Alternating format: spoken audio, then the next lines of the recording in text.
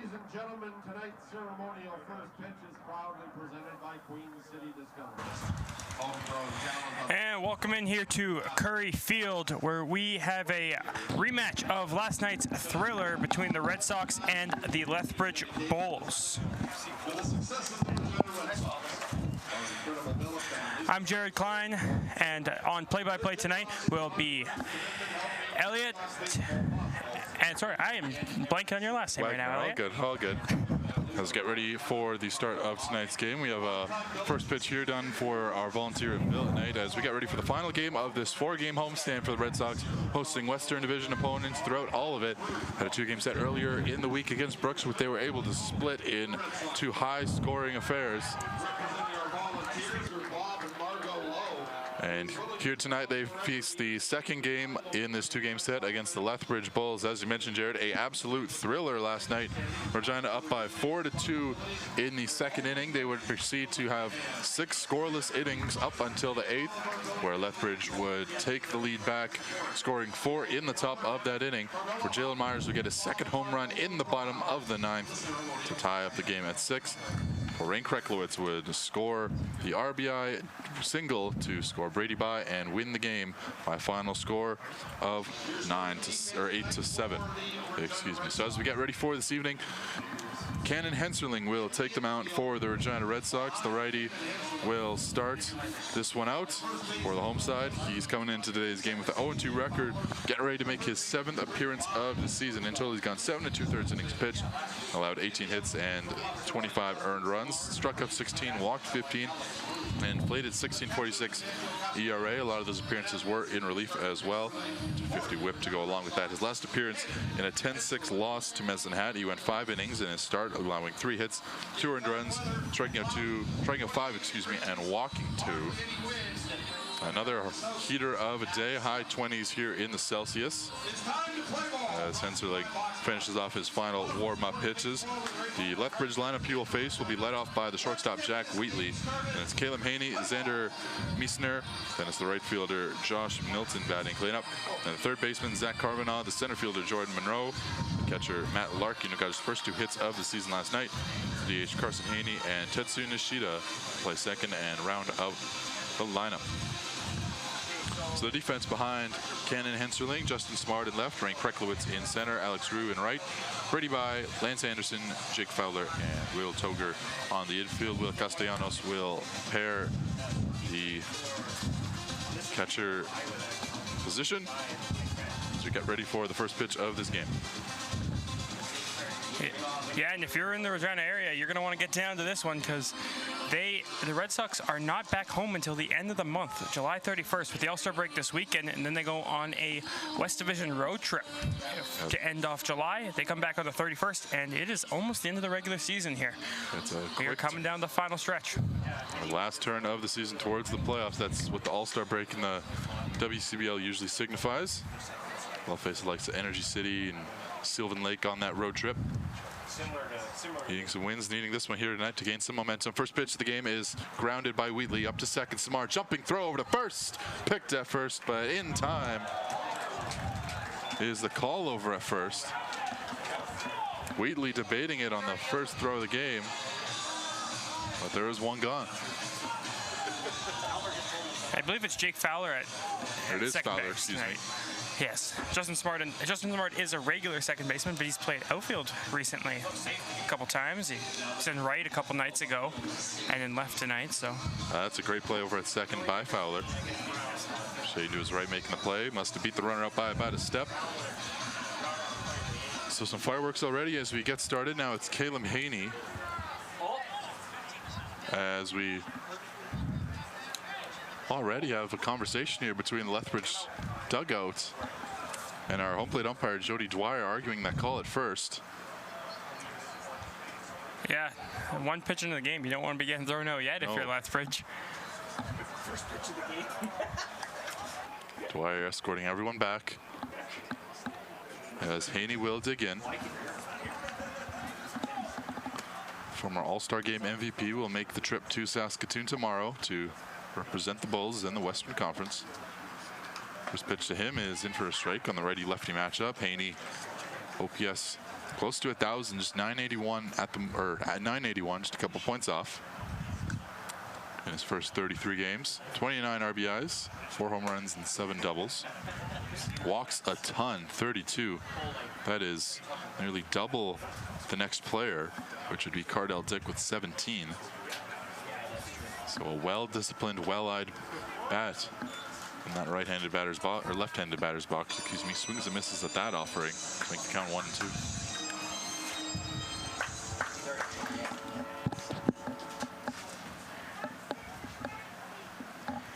You know, they have Cannon listed at 6'1", but when he's on the mound, he looks a little taller than that. That one's fouled off. It could just be, though, because he's a little lanky out there, so he's kind of got that funky, a lot of limb. Maybe that's why he looks taller.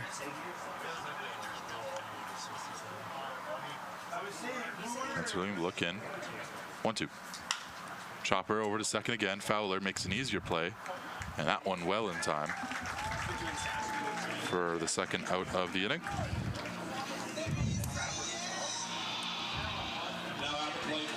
Yeah, good play there from Fowler as well. Not quite as difficult as the last one, as you mentioned, but it's just one that you got to make, and you got to make sure you make it cleanly, and he did a good job there.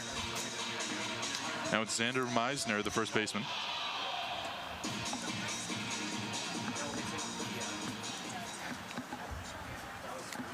Meisner on the year batting .323, OPS at .952. This is 10th game of the year. Averaging about a hit contest. First pitch, a strike on the outer part. 7 RBIs, a double and a home run. So he's been efficient in his short span. Hence why he's batting towards the top of this powerful Lethbridge order. Swing and a miss there as that breaking ball catches another Lethbridge batter. Bring count 0 and 2.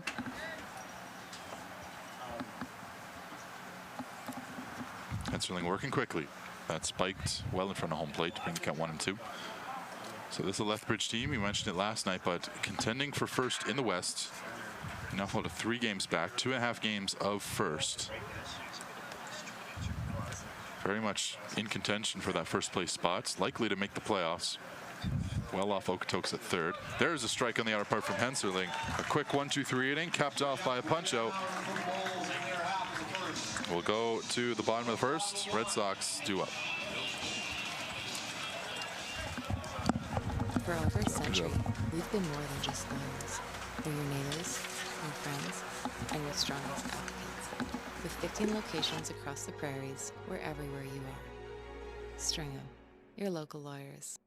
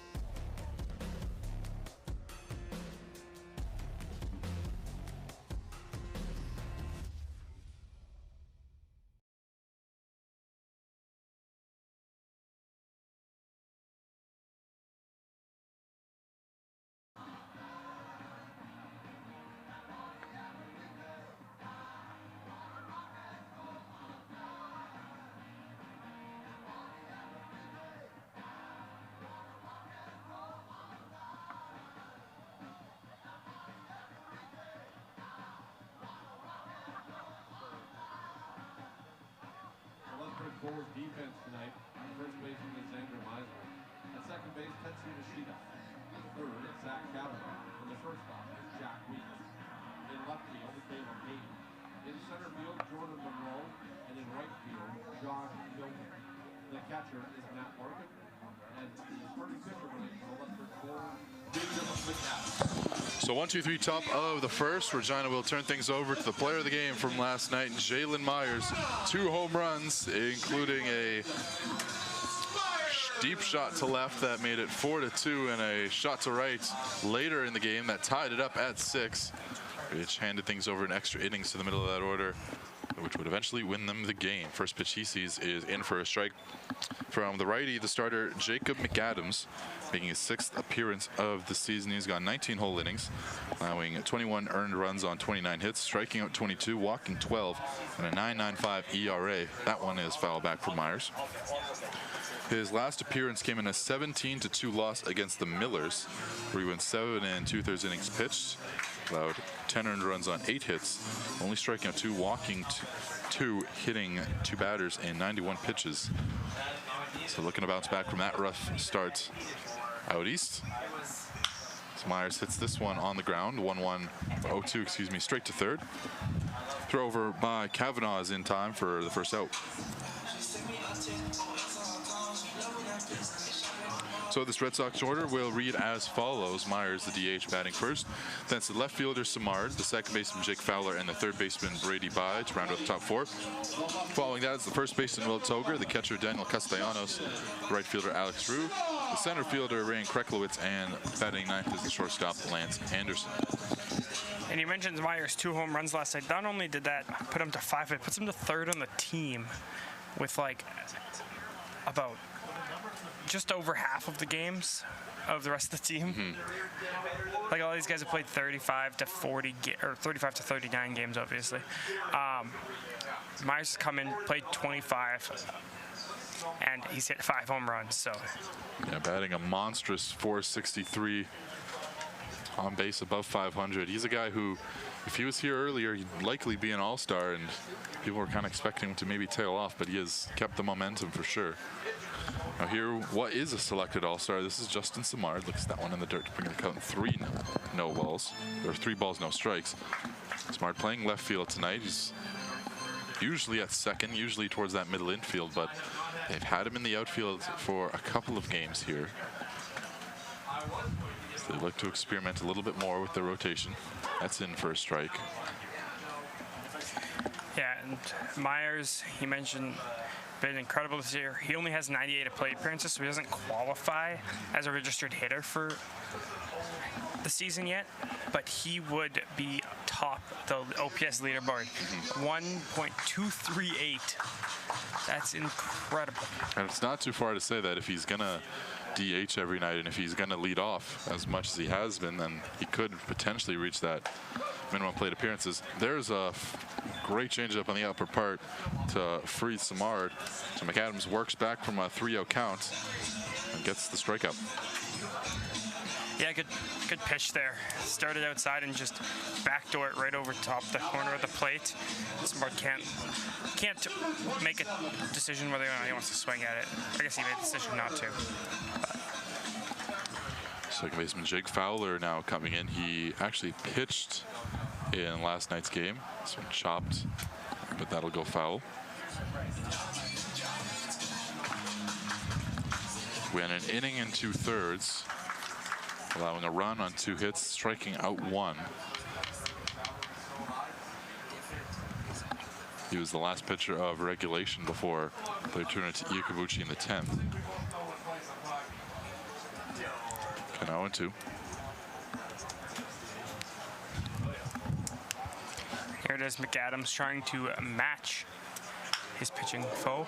But that one's right up the middle, and Fowler earns himself an 0-2 single. Waits on the fastball and sends it right back to center. Yeah, good piece of hitting there. Take it right back where it came from and just place it in there for a base hit. And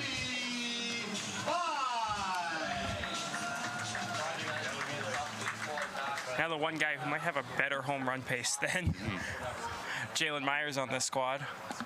Yeah, a guy who will be representing Regina in that home run derby. It's Brady Bye with the man on and 2 out. First pitch he sees, he sends into center. So it's 2 straight singles for the Sox here as they look to get the 2-out rally going here in this first inning. Yeah, first pitch swinging here from Brady, and very similar to what Fowler just did, just a little higher, a little harder, and advance everybody 1 base, and now we'll have 2 on with 2 out.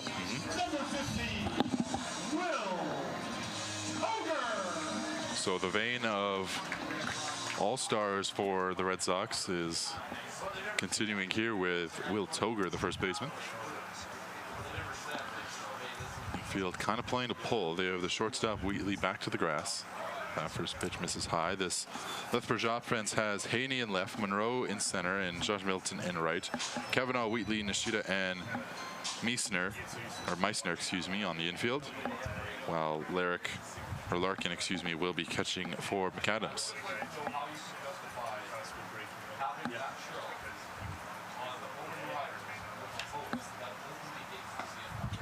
Toger swings and misses. Breaking ball towards the outer part of the zone. Count 1-1.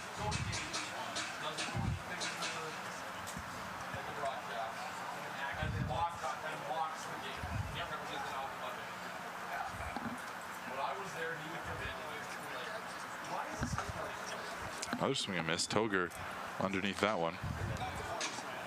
It's a big looping breaking ball that he has there. But sometimes you notice, I was watching him on YouTube a couple nights ago, an old game that he was playing, and sometimes his big looping breaking ball just doesn't break, and you expect it to, so then. That's high 2-2. Now Deuce is wild here. Fowler and By on base. Both guys can run, so a base hit likely scores at least one. First baseman Meissner playing behind the runner at first. Here's the 2-2. Toger gets a piece of it and pushes it deep to right, but that is foul and on to Mount Pleasant, but the wrong way of the line by a couple feet.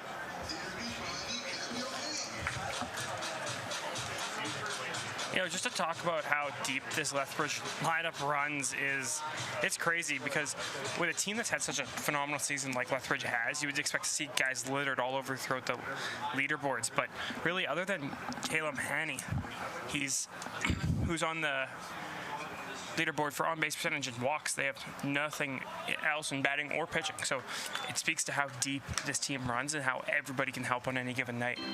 Well-rounded for sure. They found themselves only a couple of games back of the top dogs in the West, including the Dogs themselves and the Gulls. They have only won 4 out of their last 10. Okotoks 8 out of their last 10, and Sylvan Lake have won 7 in that span. So the last thing they want to do is find themselves fading away, which is why this game is so important for them, and why that strikeout is so big. As Toger gets put out, they'll make the throw over. But it's elementary at this point. So we are scoreless through 1. The 2 singles mean nothing, and we will be without a score going into the second.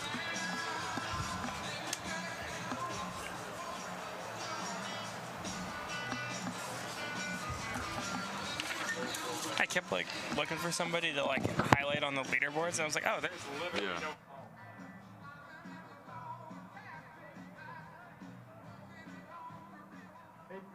Don't forget to stop down here at the merch booth between innings and grab yourself some new gear, new swag to look good on game days. They have sweaters, jerseys, and a whole line of new hats here. Look at myself, even bought one. I got caught up in the moment. This is a very popular one. So between innings, make sure you stop on down here at the merch booth. Pick yourself out some gear and get ready to look great for all the remaining Red Sox home games. Our lovely volunteers will be happy to serve you. Fans, the second inning is brought to you by Trail X Express, Canada's #1 trusted RV hauler. We bring the summer to you.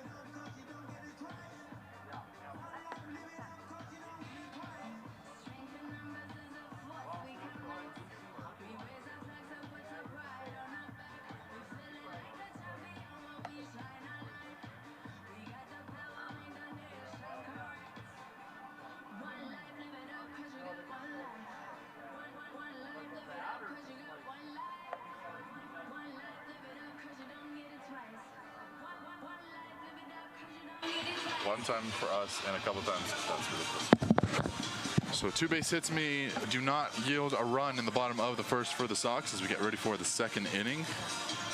Bulls went down in order. They'll turn it over to their cleanup man, Josh Milton, as they let get their first base runner of the day.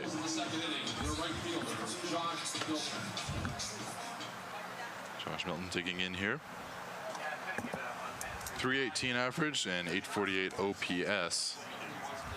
35 base hits, only 11 walks, strikes out 19 times thus far. That one high and in, not offering. In 29 games played, is 31 RBIs and 11 extra base hits with 2 home runs. 1-0, lifted into left center. Going after it is Samard and Kreklowitz. The center fielder, Ray Kreklowitz, makes the call, makes the catch, and makes the first out. Now stepping up to the plate for the Lethbridge Bulls is their third baseman, number 8, Zach Kavanaugh. Zach has been here back. Now it's the third baseman, Zach Kavanaugh, stepping into the third base spot. 5 minutes, courtesy of our friends at Blackjacks. Kavanaugh in only 6 games this season. This will be his 7th of the year. Just 4 base hits for his first 18 appearances, or excuse me, at bats. 2 RBIs up to his campaign thus far. 0-1. And Mrs. Lowe not offering is the newcomer. Count now 1-1.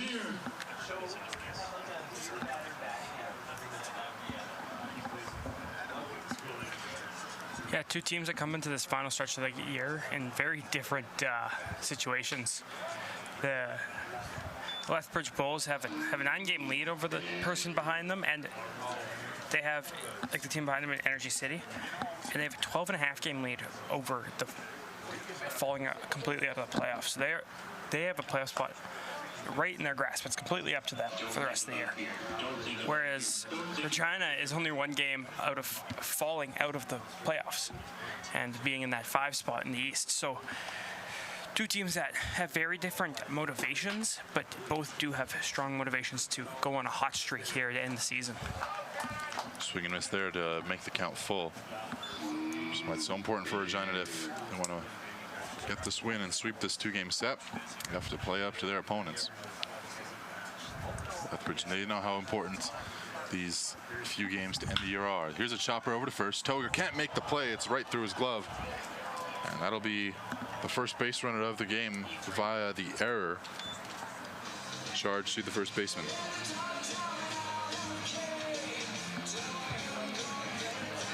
Yeah, it looks like Toger kind of thought it was going to take a bigger hop than it did and kind of came up on it, or was worried about it popping up into his face and caused him to pull off the ball and let it go into right field.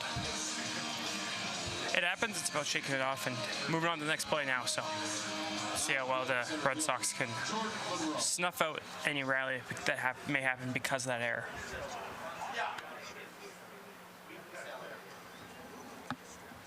So it's 1-on-1 out for Jordan Monroe as he chops this one to second. Fowler steps on the bag himself, fading away, makes the throw and ends the inning. A 4-3 double play. And we are scoreless through an inning and a half. Red Sox will get it in the bottom of the second. We'll be back on Flow Sports after this.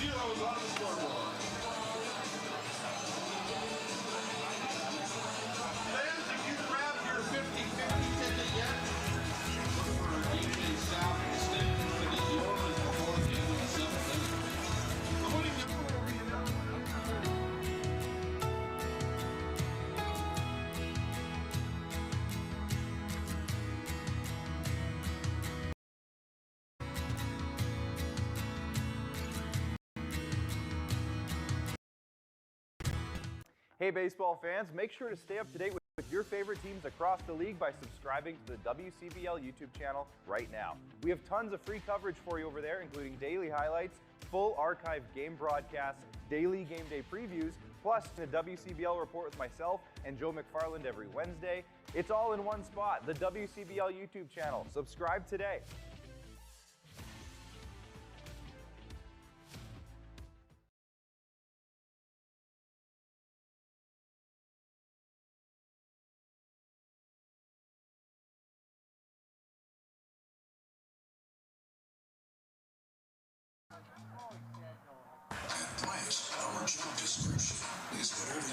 So we have yet to see ourselves a run scored in the first inning and a half. We will turn things over to the bottom 4 batters of this Red Sox order. Daniel Castellanos, Alex Rue, and Rain Kreklowitz all set to come up here for the Sox.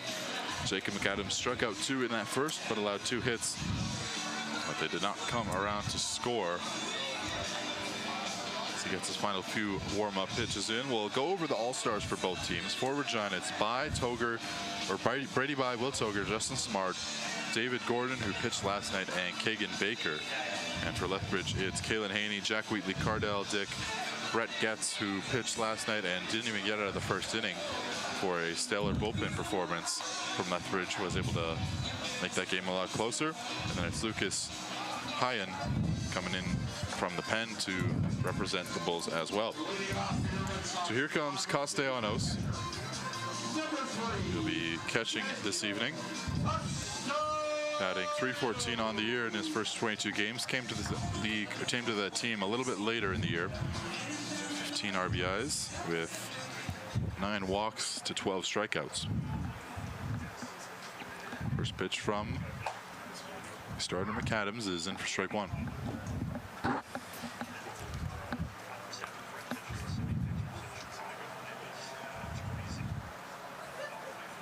Already on righty, infield, normal depth, a bit of a gap between second and short.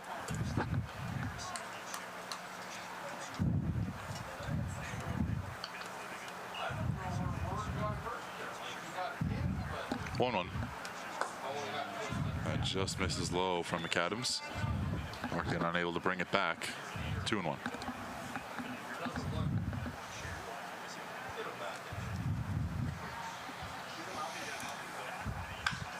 This one line over to short, a snag play by Wheatley. The throw over is going to be skipped and picked by Meissner in time for the out. That was an incredible play there from Jack Wheatley, laying out for that one, picking it, and getting up just enough to know that he can make the throw over. And maybe not setting his feet perfectly, but long hop, no hop is what they say when you're throwing across the infield, and great job there to give his first baseman a nice easy hop into the base. And Meissner with a good read on that one as well, able to complete the play. So 1 gone. This is Alex Rue, the right fielder.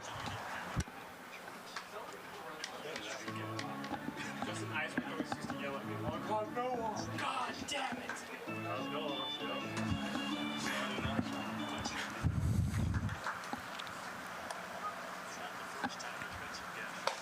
And this is high.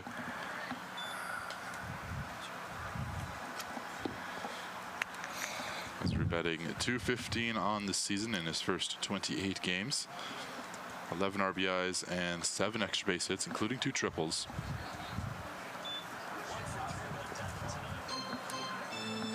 Down in the dirt, so now count 3-0. Who doesn't walk very often, struck out 25 times to 11 bases on balls.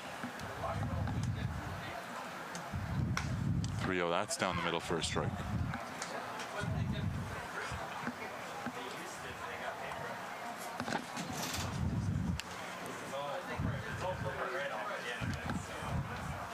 Through one. Bit of a higher fastball that Rue is late on and pushes it foul to fill the count.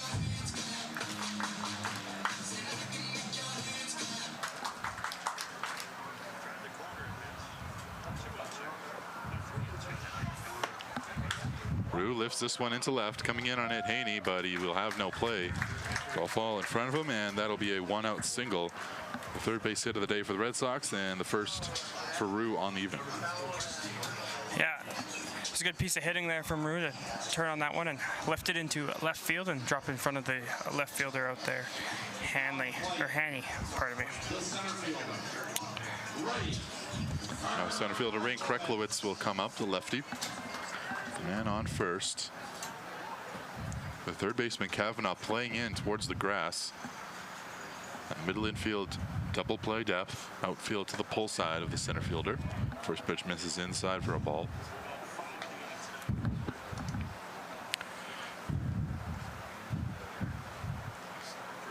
I mentioned how the Red Sox fit after the All-Star break start there, kind of East or West Division road trip, whereas this is wrapping it up for their West Division road trip for the Bulls. They've done a good job at getting through it, and they got a lot of East or West Division games going forward.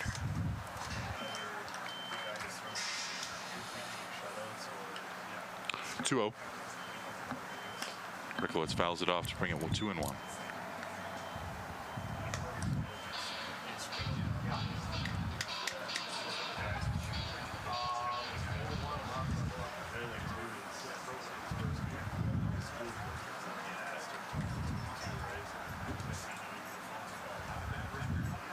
Check over to first, Rue back safely.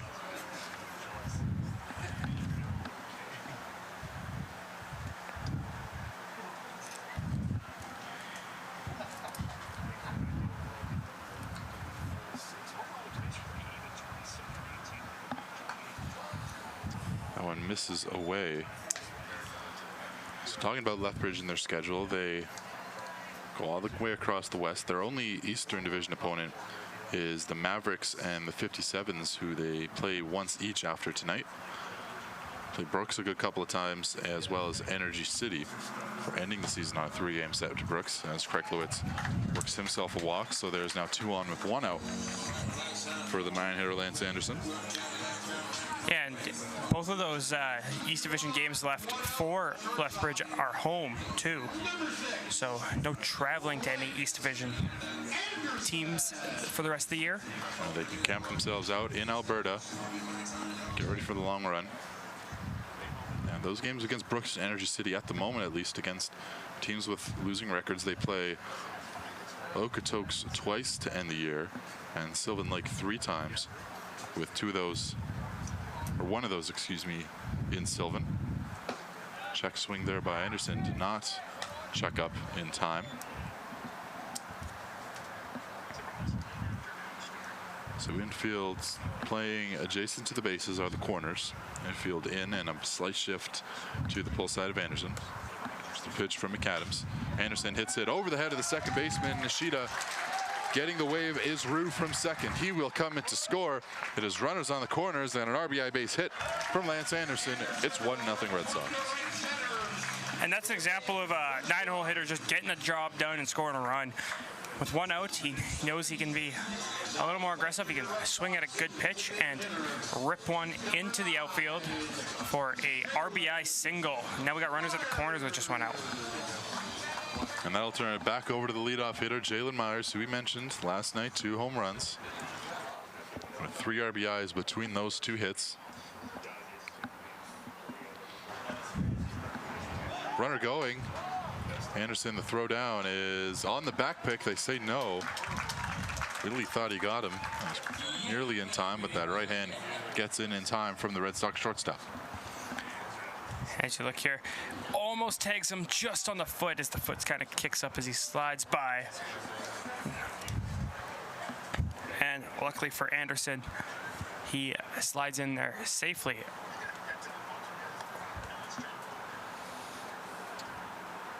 Stolen base number 13 for Lance Anderson. That's in for a strike to bring it 1-1. He's 13 for 14 in stolen base opportunities this year. That'll put him another nabbed bag for the lead. Birdie by and Jason Tafoya up there for the tie at the top, or tie at second, excuse me. Myers fouls that one off, now down to 2 strikes. And Brady's still at 9, right? Has he hit the double digits yet? Yep, that's yeah.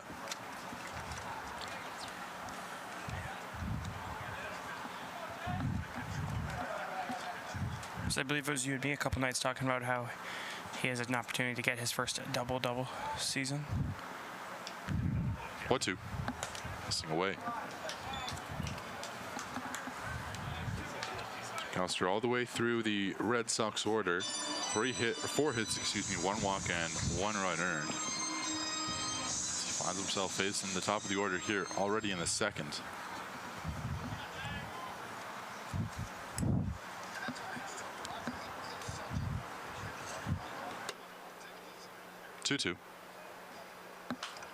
Myers fouls it off. Stay alive. It was a poor starting performance last night, but Lethbridge, they were able to ride with their bullpen.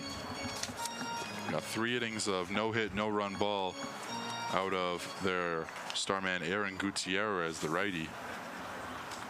Among some other names, including Nolan Matchak, was able to shut the Red Sox out. Hoping not to use that here tonight, as that one's off the elbow of Myers in an effort to get out of the way, but losing on the 2-strike count is McAdams. And Myers is on first for the first time today. Number 11, Justin Simard.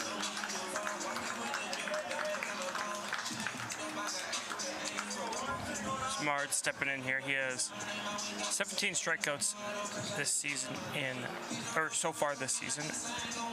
And he's been really good at making contact recently. He only has 3 strikeouts since July 4th. Also riding a 7-game hit streak. Got 1 last night. Went 1 for 4 with a walk and a run scored. Comes himself here, bases loaded, 1 out. Lethbridge looking for that double play ball. Oh, and in the dirt, really good block from Larkin.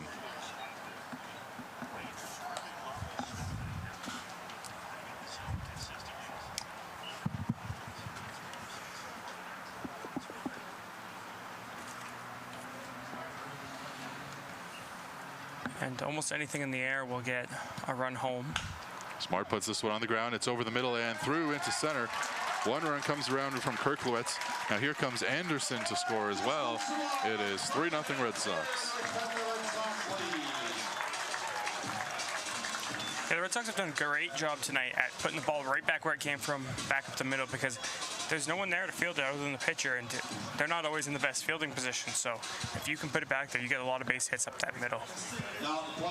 So the Red Sox, a team that averaged about 6.5 runs a game, already up to 3 here, not even through the 2nd inning. Smart on first. Myers moved up to 2nd on that play. It'll be Jake Fowler. Got the first hit of the ball game his last time up. And did not bat last night, but did pitch. The Red Sox 2-way guy fouls that one off.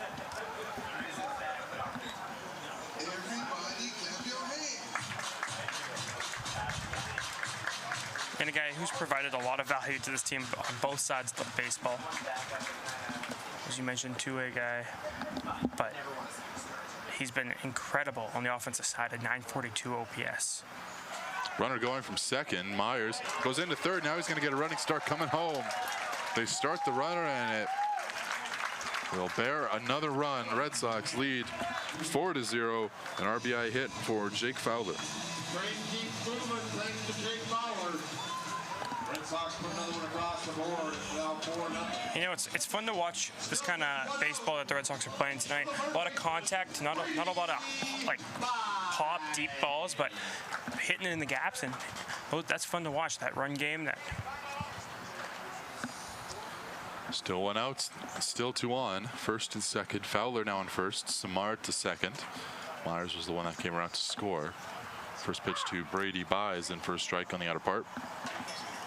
By last night, 1 for 5, an RBI, a run, and a strikeout. He was the game-winning run.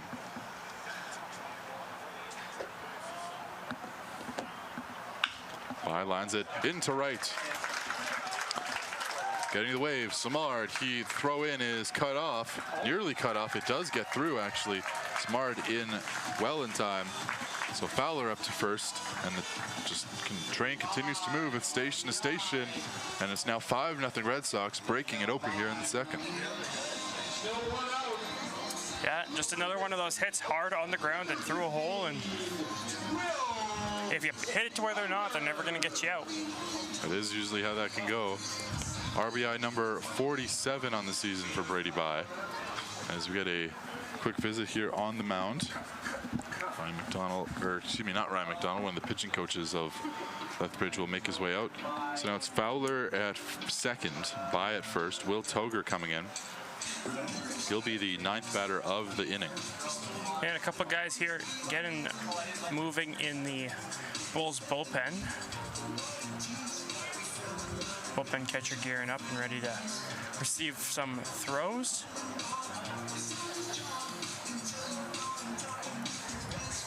Well, we'll recap this inning a little bit here for you. First, Castellanos grounded out into the shortstop for the first out, and Kreklowitz walked. Anderson scored him on an RBI base hit. Myers would be hit by a pitch. Samard would score 2 on a single. Fowler would score 1, and Bai was able to bring Samard around. And we saw ourselves a 5-0 ball game. 1 out and 2 on. Here comes Toker, struck out to end the first, his last time up. Went 0 for 5 last night, 2 runs and a strikeout. First pitch a strike from McAdams as he looks to shake off this early trouble.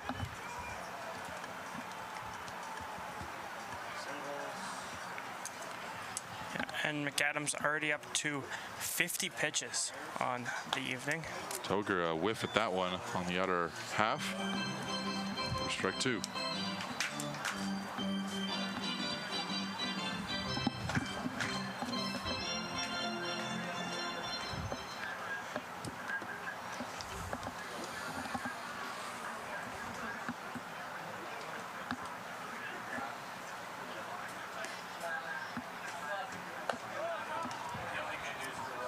Misses, so McAdams has to throw another one. It's 1 and 2 to Toger. There's next to no wind tonight. We're looking at those center field flags. They are hanging almost straight down. One on the left blowing a little bit, but nothing really.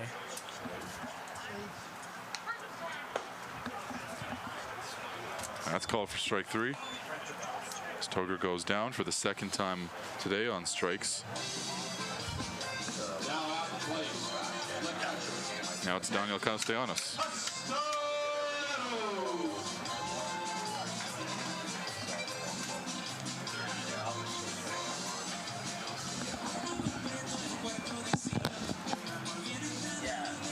And Castellanos started the sitting, as you mentioned, with a ground out.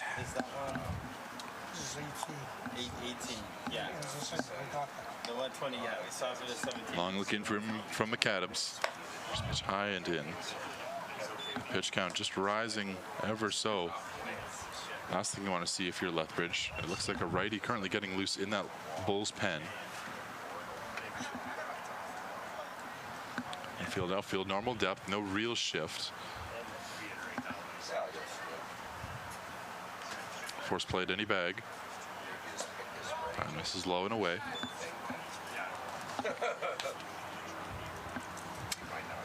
Castellanos last night 1 for 3, an RBI, 2 walks.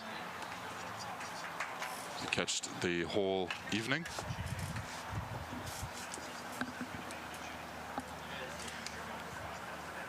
Yeah, humid night here tonight, and that catcher's gear is going to get warm fast. So find ways to stay cool if you're behind the plate for both these guys. 2-0 away.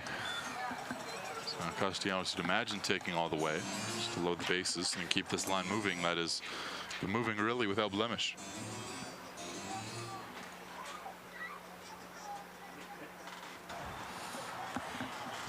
Yeah, up until Toger struck out there last at bat, 7 straight had reached for the Red Sox, and they were rolling. 3-0. Inside, or no, a called strike on the inner part, excuse me. So now the count 3-1.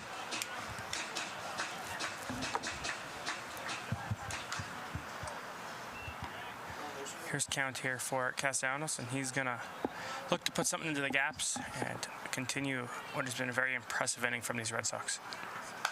And a second thought about going, and goes back as this one's popped up into foul territory, first base side towards the Red Sox dugout. That one on the right side of the netting. Didn't land towards the stands, but it was off the net, so it wouldn't have counted if it was caught. And now the count is full. Both runners are going to get a head start. Yeah, now with them running, there's a chance that a ball deep enough into the gap can score by from first base.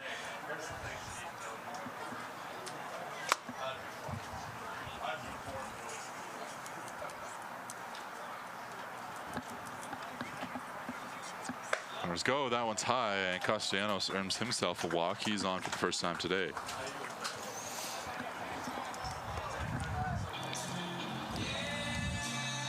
So Alex Roux comes up. He pinch hit and was 0 for 1 last night with a strikeout. Now batting. Also played right field.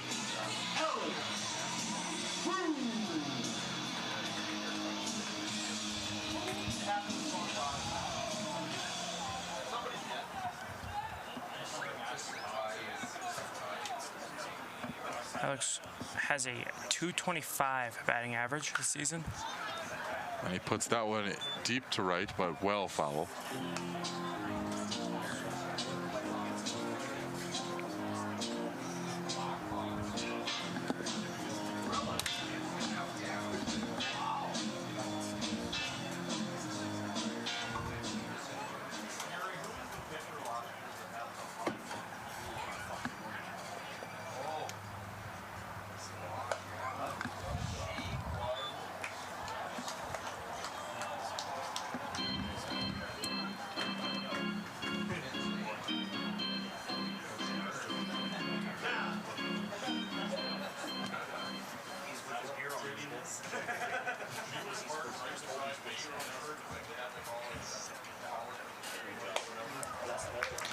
Struck out swinging. Did Alex Roux to end the inning. But 5 do come across in the bottom of 2. Red Sox lead 5-0. 5 runs on 5 hits. No errors. 3 men left on base. We played 2 complete. It is Regina 5.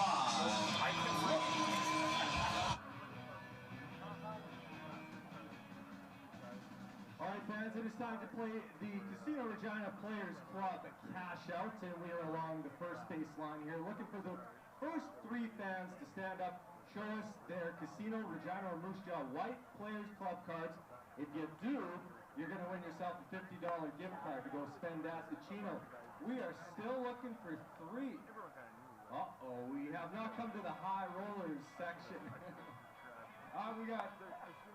You're ineligible. Do we have 1 here? 1 person. That looks like a license.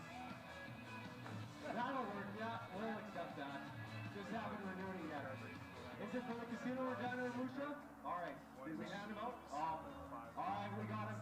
Congratulations to our winners. They won $50 to go spend wisely at the Casino Regina or Musha. And a reminder to bring your Players Club card next game as we're playing the Players Club cash out. Fans, the WCBL All-Star Game is going this weekend in Saskatchewan. Still the game itself on Sunday. 5 members of your Regina Red Sox will be making the trip up to Saskatoon for the weekend. They are Will Toger, Brady Bye, Justin Samard, David Gordon, and Kagan Baker. Have fun, guys. Represent the Sox well.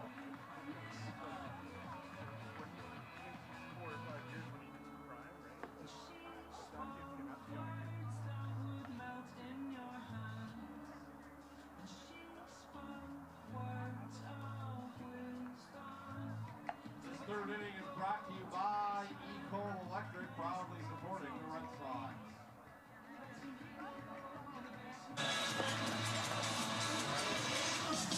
A calm yet explosive bottom of the 2nd inning for the Red Sox sees 5 runs come across as Lethbridge will look to find their response through the bottom 3 of the order. They got their first base runner through an error and are still looking for their first hit of the day. Matt Larkin will come in. Again, first 2 hits of the season last night. Also got an RBI against the Red Sox. So get ready for the start of the 3rd. Cannon Henserling, a strikeout over the first 6 batters, finds the corner for strike 1. And Henserling working really efficiently so far. That was just his 20th pitch there. He's thrown 14 strikes as well through those 20 pitches, so very strong start to the night for him. Oh, misses for a ball. Red Sox got a very good starting performance last night out of Chris Hahn, going 6 innings, allowing only a run on, or 2 runs, 1 of them earned on 5 hits. They'd love to mimic that here with Henserling. That one misses on the inner corner, 1 and 2.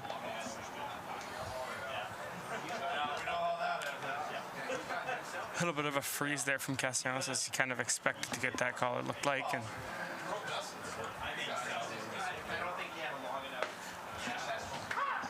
there's a strike. Bring the count 2-2.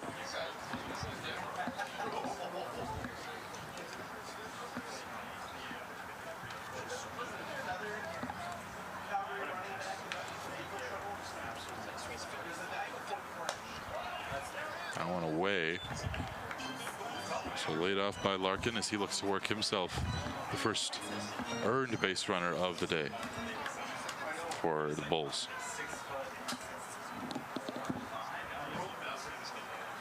(3-2). That's low, ball 4. So the leadoff man aboard here for the Bulls.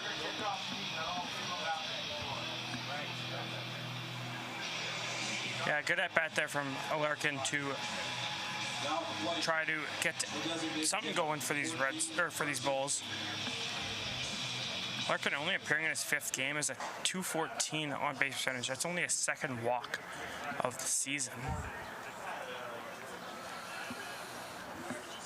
Only has 2 hits, but again, small sample size. So. Now it's Carson Haney on the DH. Swings and misses at that fastball that was towards the inner part.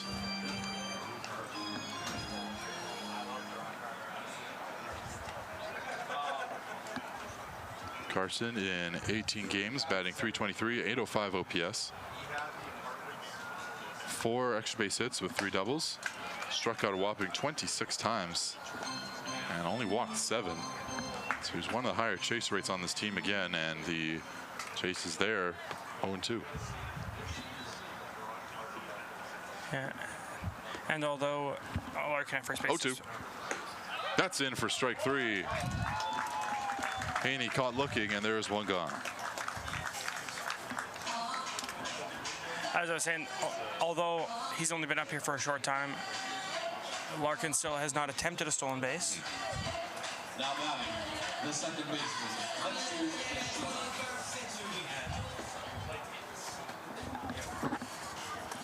Now the 9-hitter Tetsu Nishida, the second baseman. Infield towards pull side for the righty. There's a strike on the outer part. Nishida on the year, batting .375 in this just his 6th game. OPS to .819, a bit inflated, but still 2 RBIs. Walked more than he struck out, 2-1 on that ratio. Runner not going. Nishida hits this one into right. Going in on it is Rue. That is over his head and off the wall. Rue trying to field it off that bounce. And it'll be second and third as the throw comes in. A 1-out double for Nishida to move Larkin to third base. And now the Bulls threatening here with 1 gone. Yeah, it took a large hop off the wall there and high over Rue's head, and made it give it a hard play to make off the wall. So good job for him to keep that runner at third base and not allow him to score, get that ball in quickly. Back to the top of the order now, Jack Wheatley. Wheatley led off the game last night, went 1 for 2, 2 runs, 2 walks, and a strikeout, stuff in that stat sheet. So now the infield towards the grass, corners even with the bag. First pitch high to the righty for a ball.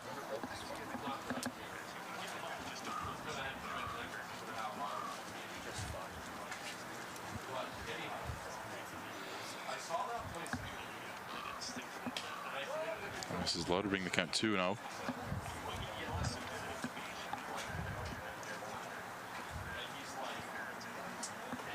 Wheatley currently riding a 5-game hit streak.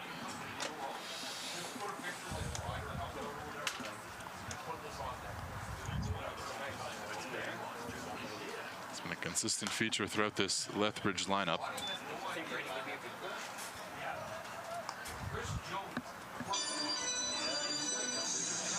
Only 7 games this year in his first 29 where he has not gotten a base hit. That's why he is leading off and why he was chosen to the All-Star squad. Yeah, when you're 305, 427, 415 slug, that's gonna get you in the All-Star game more times than it's not. 2-1 misses away. So now for Henserling, he breezed through the first 2 innings, now finds himself a bit of a hole, a ball away from loading the bases. 3-1. That's in for a strike on the inside corner.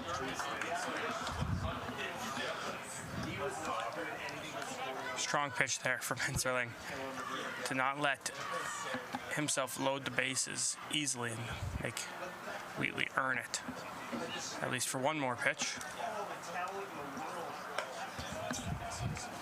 And a high full count pitch walks Wheatley.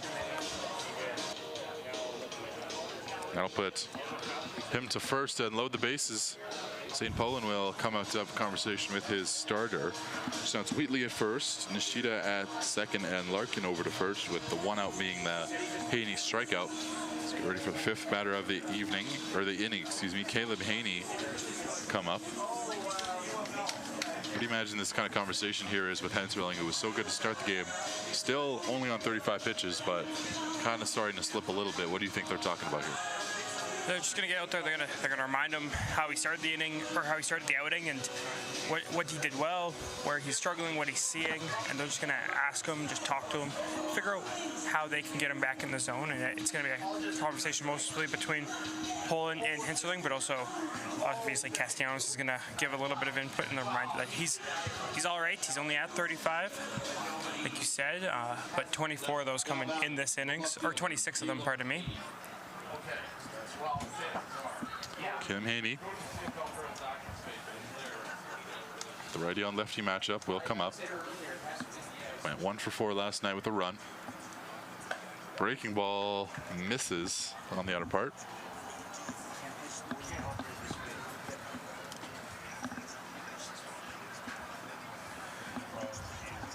A long look in. Sets. Swung on and missed by Haney.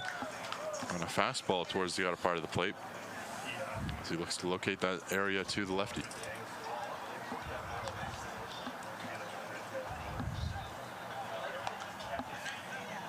And Henserling, 3 ground balls in the first 2 innings, and then a light fly out to center field. 1-1 misses high.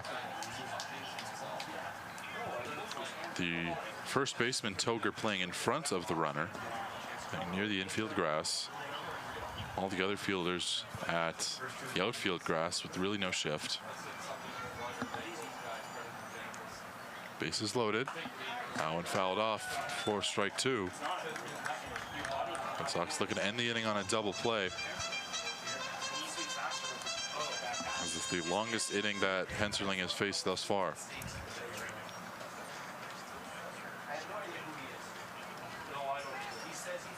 And when the air is as thick as it is tonight, you don't want to be out there too long. It really starts to fatigue, and those pressure pitches just feel heavier on a pitcher than pitches that are with bases empty, which is what Henserling has felt a lot tonight. So it's interesting to see how he's going to work through this jam he's gotten himself into. Already worked himself well. Now the full count.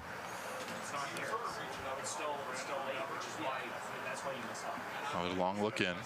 The pitch. Fouled off. A good fastball. Haney was behind, but he's able to spoil.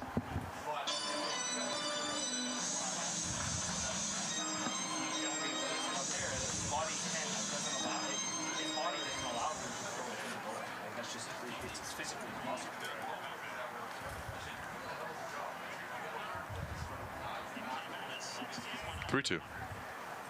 Inside to walk in a batter. So everyone goes up at 90 feet. Larkin is the one that's going to score, and it's an RBI walk for Caleb Haney.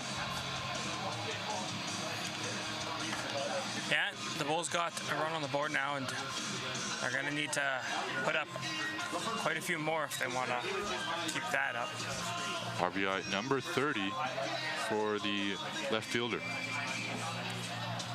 Base is now still loaded. Haney at first, Wheatley to second, and Nishida to third. Meissner, who struck out to end the first, comes up. First pitch down. Meissner went 2 for 3 last night. 2 runs, an RBI, 2 walks, and a strikeout. Easily the most populated line in that Bulls order. Swing and a miss on that breaking ball, same spots, 1-1.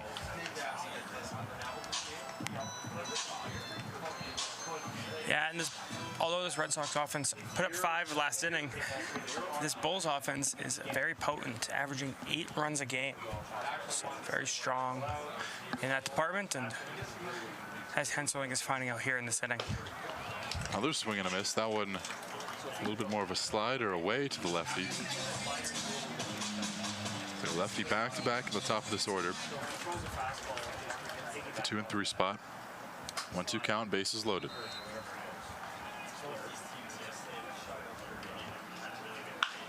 This is hit deep to right, but foul.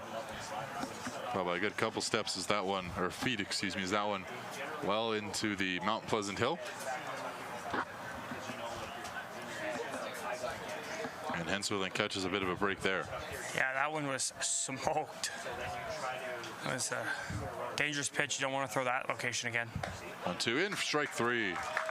Flips to the bottom of the zone and strikeout looking. Second time Meissner has been put out on strikes.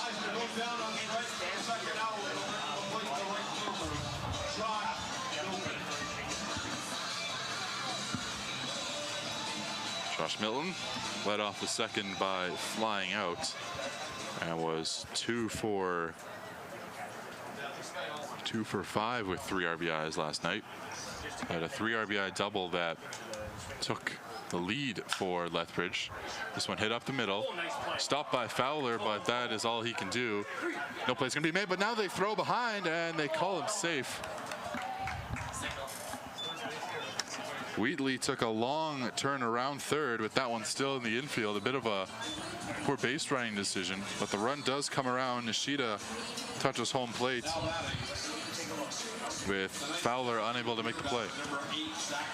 Yeah, Fowler unable to grab that third out of the inning, but saved a second run coming in on that play by diving. And originally I thought he got it and just kind of squeaked away from him, but you're right, almost got the play at third as Wheatley had to dive back in. Really just getting there in time. There's his first pitch strike to Kavanaugh. It's the 8th batter of the inning.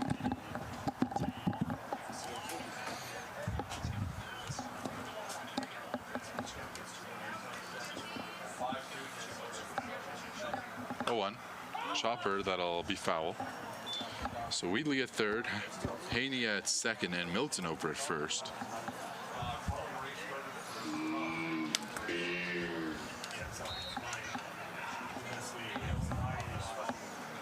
No swinging strikeouts yet for Henseling, all 3 of them looking.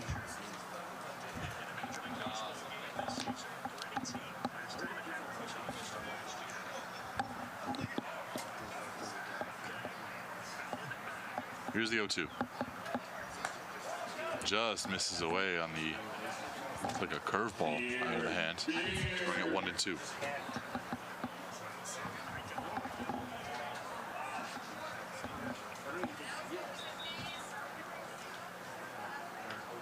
One-two again, the curveball, but again outside. That'll even everything at 2.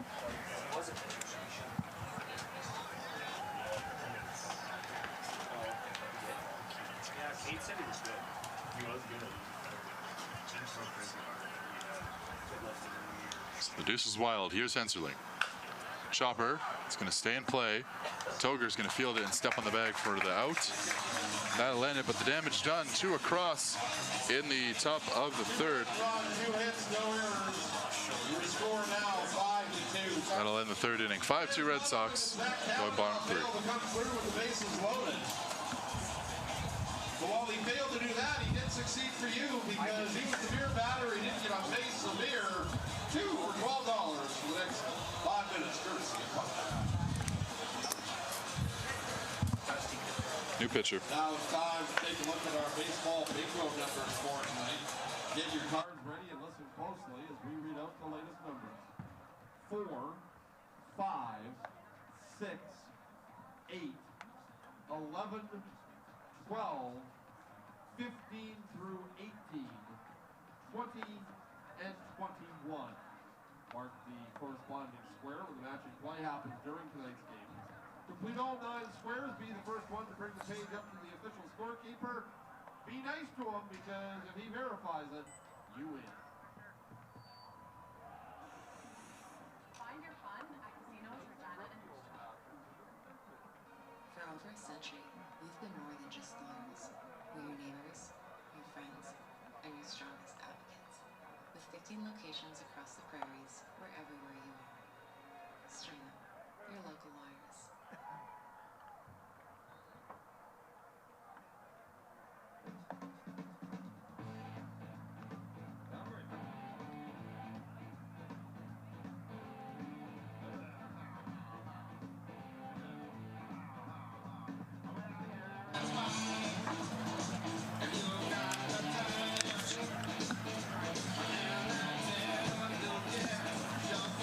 So an early call to the pen, the evening done for Jacob McAdams on this trip to Regina. And he's going to be relying on the bullpen in both games for the Bulls. McAdams done after just 2 innings pitched. That was 5 earned runs on 7 hits, strikes out 4 but walks 2. He will turn things over to the righty with a 3.86 ERA, Dawson Schultz, making his 7th appearance of the year. He's gone 14 full innings, allowing 16 hits, allowing 6 earned runs, striking out 10, walking 8. His last appearance came against the Saskatchewan Berries, going an inning and 2/3, allowing 3 hits, 1 earned run, 2 strikeouts, and walking 1 batter. Face off against Rain Kreklowitz to start this third. Walked and scored in that long second inning. Number 32, Dawson Schultz, a righty out of Swift Current, a junior at University of Pikeville.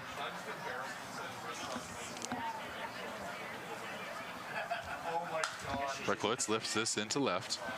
In is Haney. It's a read on it, gets under it, makes the grab casually for the first out. Hey, Brendan, we're all thirsty up here.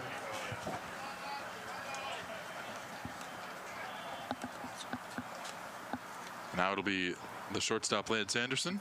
Stepping into the batter's box, number 6. Anderson had that RBI base hit and a stolen base in the second, so a impressive frame from him.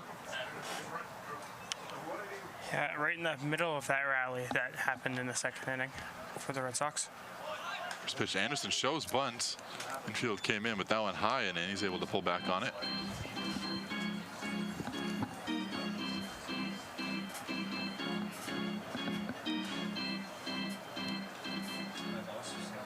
Anderson not the participant of the bunt contest for the Red Sox. That'll be Samard. Anderson well laid on that curveball. Count now 1-1.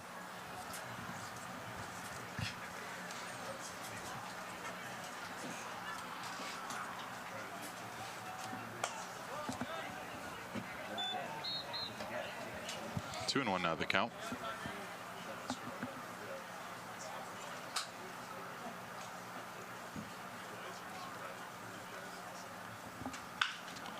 On the ground over to third, past the diving third baseman Kavanaugh into left field. A base hit for Anderson, his second in as many innings. And the Red Sox are the first base runner of the third. Yeah, another one of those good pieces of hitting from the Red Sox where they just find a gap on the infield that nobody can get to it on the Lethbridge defense, and that'll flip the order over to Jalen Myers. The 8th base hit of the day for the Sox. If we hit the hour mark here at Curry Field, still yet to get a third of the way through. Myers fouls that one off. Hit by a pitch his last time up, and came around to score.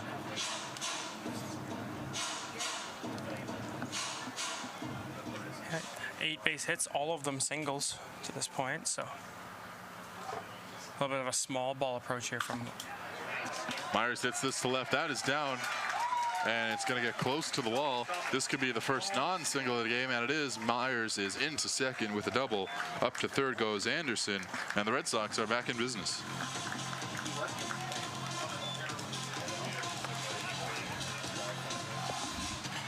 Yeah, that one was roped down the line.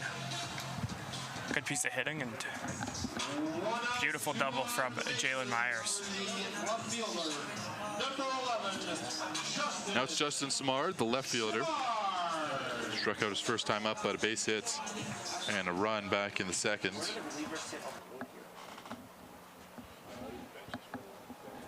Five of the 9 batters came around to score in that second inning.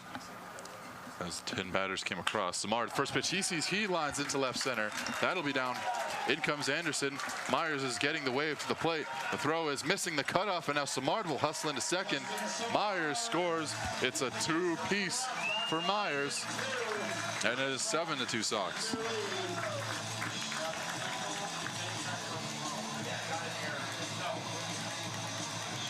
That one lined hard into the gap, and I assume they'll call that a single and then advancing on the throw. But potentially a double. As we wait for the official ruling on that, Jake Fowler will come in, already 2 for 2 today. Jake Fowler. Yeah, they will call it to second on the throw. Fowler lays down a bunt. This is a beauty over to third. Kavanaugh trying to make the throw over. He holds on to it. And Samard over to third. And a bunt single for Jake Fowler. Talking about that small ball from the Sox. Here it is again. Yeah, that was a beautifully placed bunt. You can't put that much into a much better spot. When a third baseman decides to pick up a bunt, put it in his pocket, you know you did it well. So Dawson Schultz gets the first batter he sees to fly out, and every single batter since then has been able to reach. Now the corner in, by runner going. Fowler's throw down is nearly offline. Great catch there from Wheatley.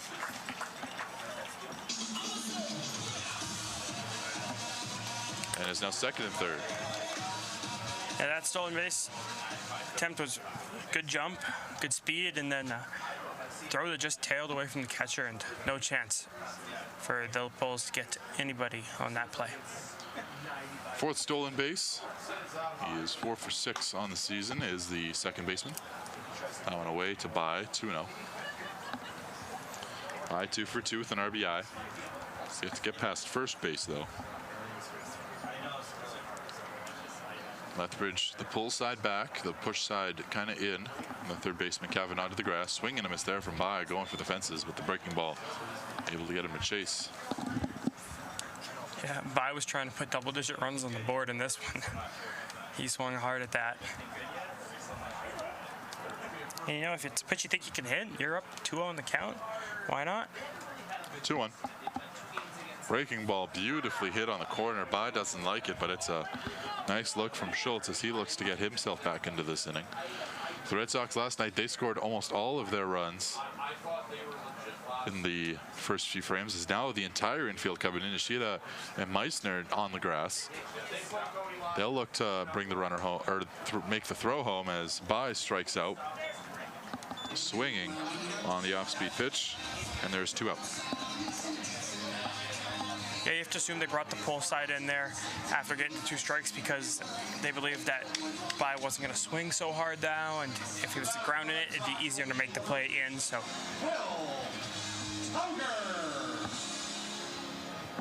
Will Toger struck out twice so far. Schultz would love one here to just get out of this inning and limit the damage to 2. Turn things over to his offense. That broke their ice. Swing and a miss by Toger, or excuse me, a foul off. Down 0-1.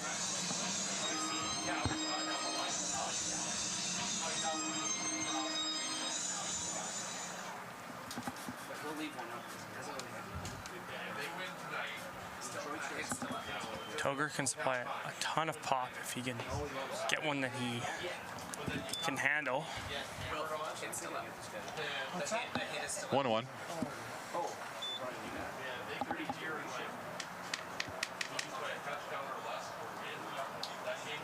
6 home runs, second behind By on the team. 9 doubles and a triple for 16 total extra base hits on this season. Does strike out quite a bit. 42 on the year, finds himself in a 1-1 count. Lays off a juicy looking one, but it stays high for the second ball of the at bat. Toger has been hot and cold in these last couple of games. He's had a few where he's had no hits, but a 4-hit performance against Okotoks, 3 against the Mavericks, and 1 the other night against Brooks. Here's a chopper over to short, takes a bit of a hop. The throw over is going to be high. Getting back on the bag is Meissner from the throw from Wheatley, and the inning is over. 2 runs across, and it is a 5-run advantage for the Sox once again. It is 7 to Regina going into the 4th. There were no errors, 2 men left on base. We played 3 here at Curry Field. It is Regina Red Sox 7 to the Lethbridge Bulls 2. All right, fans, it is time to play the Unreal Deer Race, brought to you by Save On Foods. We got 4 young hooligans all hopped up on Mountain Dew, ready to race for ultimate glory here. Lined up here, we got Judith as corn, we got Gladys as the hot dog, we got Doreen as the banana, and we got Audrey as the watermelon. Now they've been... Calm down, Audrey, calm down. All right. These young whippersnappers are going to run the slider, do a full circle around him, and run all the way back, and the first one across the finish line will be crowned our Save On Foods champion. All right, you guys ready? On your mark, get set. Whoa! False start here. I didn't hear go. I told you they were hopped up on Mountain Dew. We got to hurry. Hurry back. Hurry back, all right? All right, on your mark, get set. Go! All right. The leader's out front. He's leading the pack. Oh, a little bit of slip and slide. We've got some chaos running around. A little bit of pushing, shoving. It's going to be close. It looked like Corn. The Corn got it by Husk. And, yeah, photo finish determines the Corn is the winner. But guess what? Because we're so nice, you're all walking away with a Red Sox prize pack. And Corn, he's walking away with a $50 Save On Foods gift card. Oh, yeah.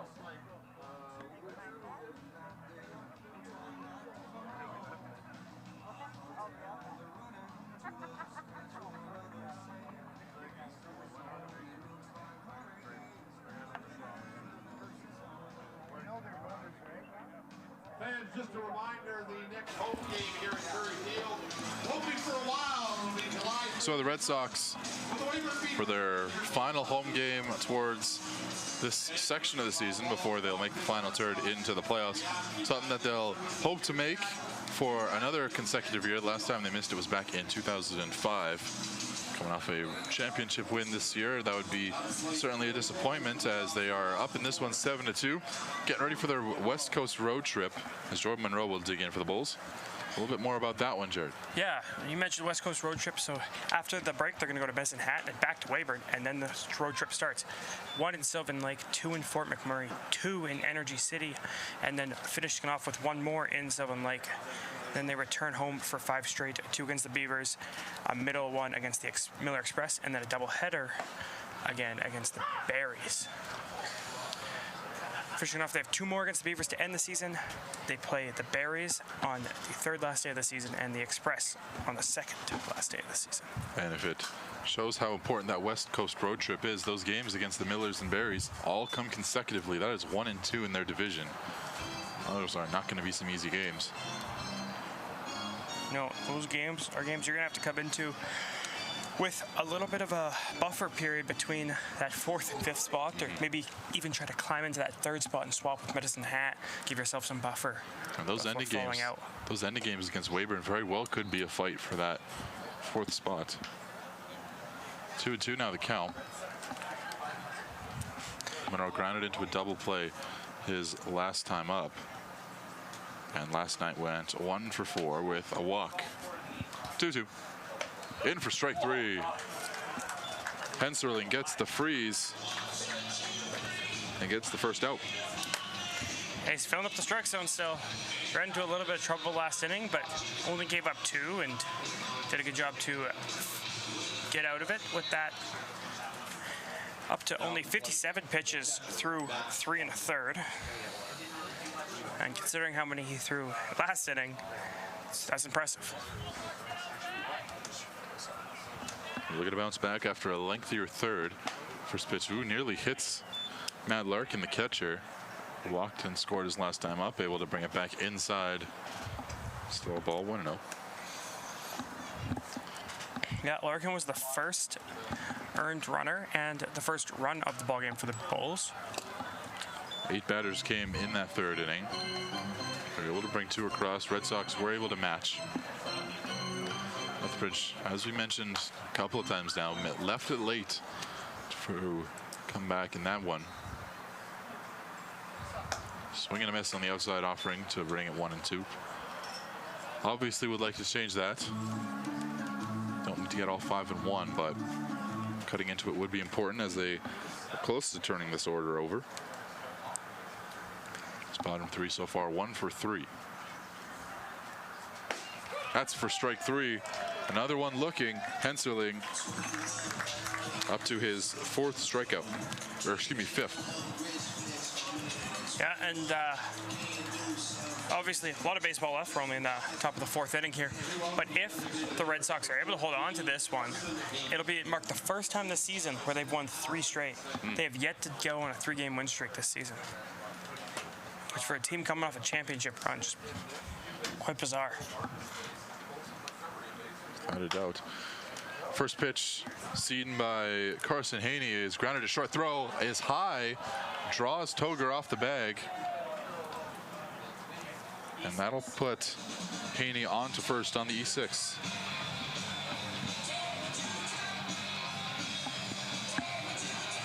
Now the release point is not there. Yeah, release just a little early, and you see it out of his hand, comes a little high. Second error of the game for the Red Sox. Something that has been something of a struggle for their defense. The batter is the second baseman, Tetsu Nishida. That's Nishida. Infield shifted somewhat to pull by, kind of hugging that third baseline. Two on that first pitch in for a strike. Nishida 0 for 3 with a walk last night. Also hit in that 9-hole.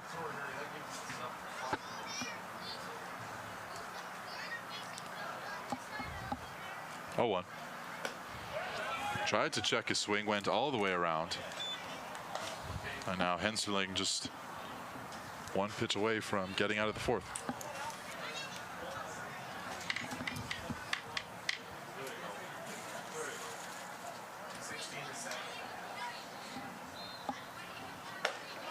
Swing and a miss, high offering.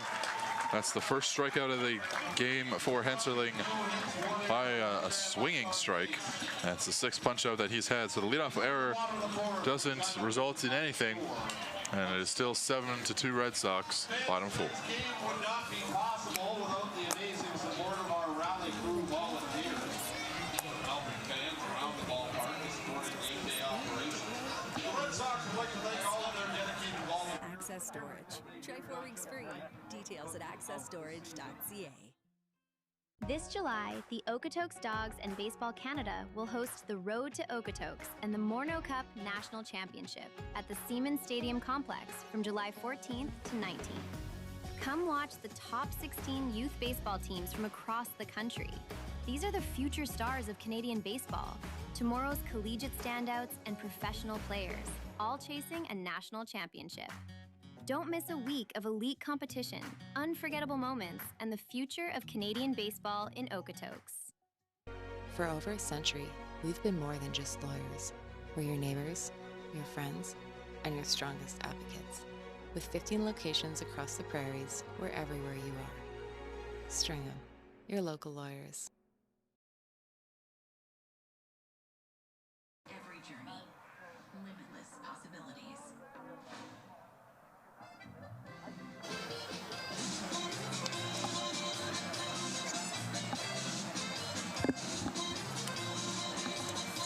So the Red Sox are able to snuff out the 2-out error in the 4th. Turn things over to their order. It's Daniel Castellanos to lead things off. Here for the bottom of the 4th, still up by 5. It's still Dawson Schultz in this one. Looking to get through another inning of work. He had a busy opening, allowing 2 runs on 4 hits in the bottom of the 3rd. We look to clean it up towards the bottom of this Red Sox order. Just to Castellanos is a strike to even it at 1.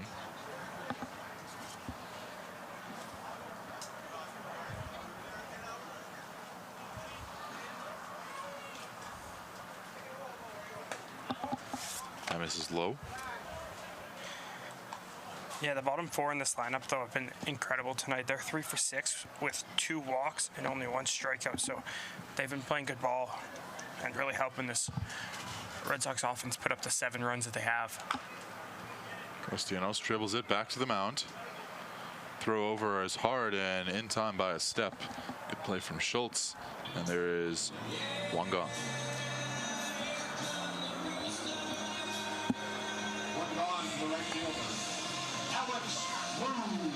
Now it's Alex Rue. He struck out last time up, hit, scored back in the 2nd. And that play by Schultz is an underratedly hard one because you're falling away from that ball as you come out of your pitch there. So to get set and get back over there.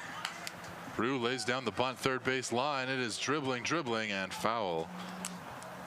On the edge of that infield grass, it took a bare left. It looked like it was going to be a bunt single, ends up being strike 1.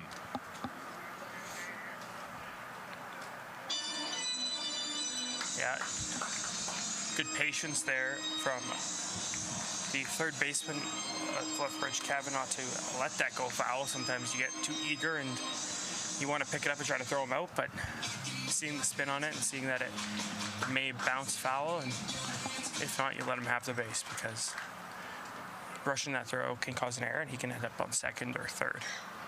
0-1. Swung on a miss. Rue down quickly, 0-2.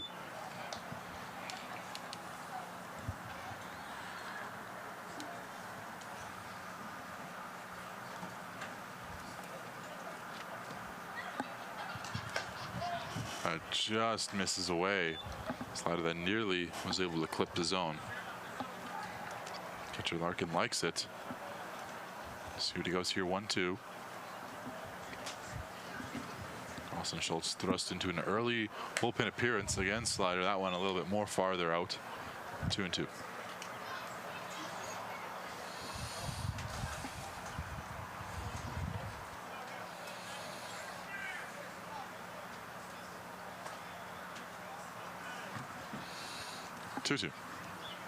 Fastball, kind of up the middle, over to 2nd. Kicked, and that'll be a runner on for the Red Sox. Nishida couldn't make the play. I'll call it an E4. Took a bit of a weirder hop, but the error is going to be credited regardless.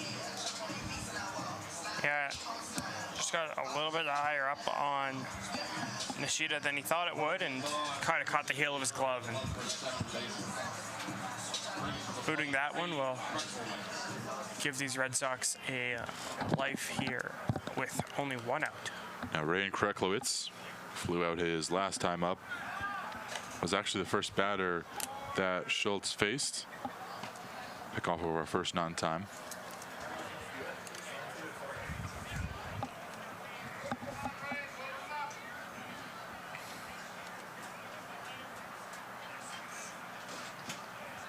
First pitch to Kreklowitz outside from Schultz. No one getting loose in that bullpen for the Lethbridge Bulls. No one either for the Sox. Lance Anderson due up. Kreklowitz can keep the inning alive. And a check over, and oh man, Schultz balked, and when he made the look over, he might have twisted his ankle. He's holding that right foot. So Rue's going to move up to 2nd on the balk. Kind of falling backwards as he looked to make that throw over. And now things are about to go bad to worse here potentially for the Bulls. Yeah, they're taking him out. Yeah, he can't continue it. He knew it right away, so we're going to take a second to get a pitcher warmed up and ready to go. So there's going to be a bit of a delay here now with no one getting up previous to this injury here for Schultz. We obviously don't want to speculate as he favors that left leg. It looks like They had someone running to the pen. Now they'll have him come back onto the field. We'll try to figure out who this is for you.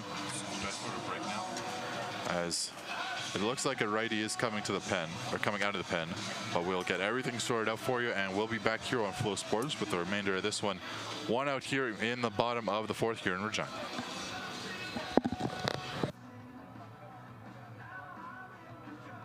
Now coming into the game to pitch for the Lethbridge Bulls, number 34, Odie Brown.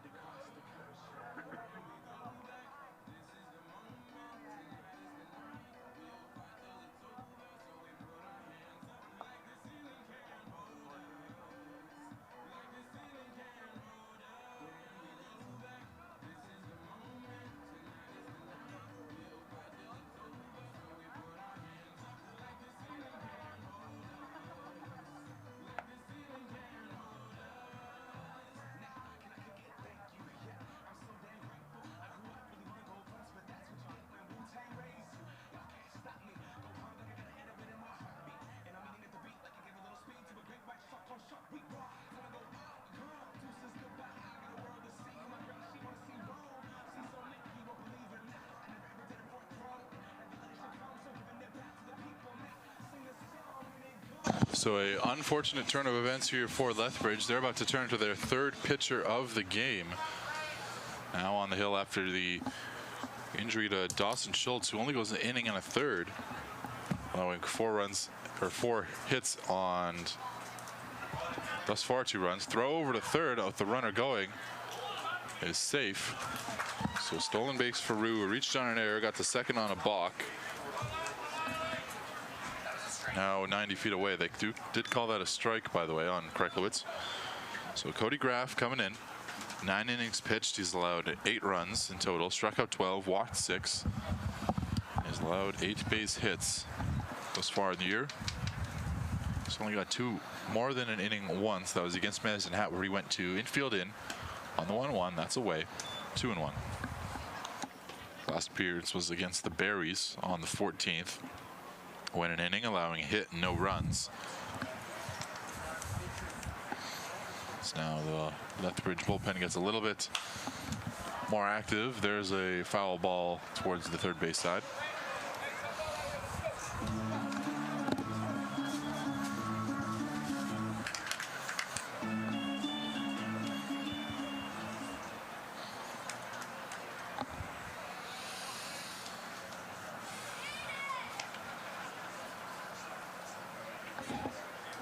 Comes the 2-2. It's in the dirt, very well blocked from Larkin.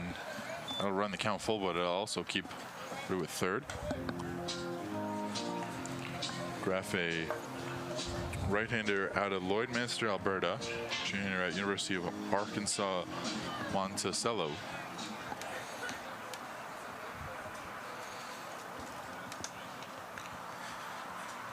First appearance here against the Red Sox. 3-2. That is straight to second, or excuse me, to short. They'll check the runner, not coming. And Wheatley makes the throw over. Yeah, very good defense there from Wheatley. Like textbook, hard hit at him, picks it on a hop, checks the runner, and makes a perfect throw over to first base. By smart not to take a step too many. Potentially get picked off on the back throw. So now the 9-hitter Lance Anderson, 2 for 2, 2 runs, an RBI and a stolen base already. Not even halfway through this one. 2 outs, the infield will play back, and this one gets away. Larkin lets it go to the screen, and that is going to be another run for the Sox. It is 8-2. Brew reaches on the yard, gets the second on the block, gets to third on a stolen base, and scores on a wild pitch. How about that for an at-bat? That is not your typical way to get home. No, and an atypical trip around the bases for the Red Sox right fielder. 1-0. Again inside, this one handled by Larkin. So the Red Sox have scored at least a run in the past 3 innings. 2-0. Anderson hits this one into right, going back on it. Milton gets under it, and it is caught. They'll call it a catch at the track. Shading to his right, kind of stopped, and he ends up making the catch over his head. So only the 1 run as Anderson flies out to right on a flashy play. 1 error, and that's the 1 run that comes across. It is 8-2 Red Sox going to the 5th. That's up, fans in section C and D. We've got some Red Sox. Let's make some noise if you want to be Sox. Come on. It's up there. Ended up being a harder catch than it looked like off the bat.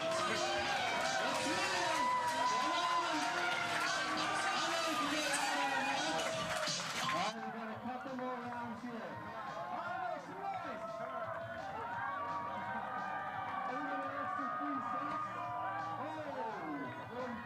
Too much juice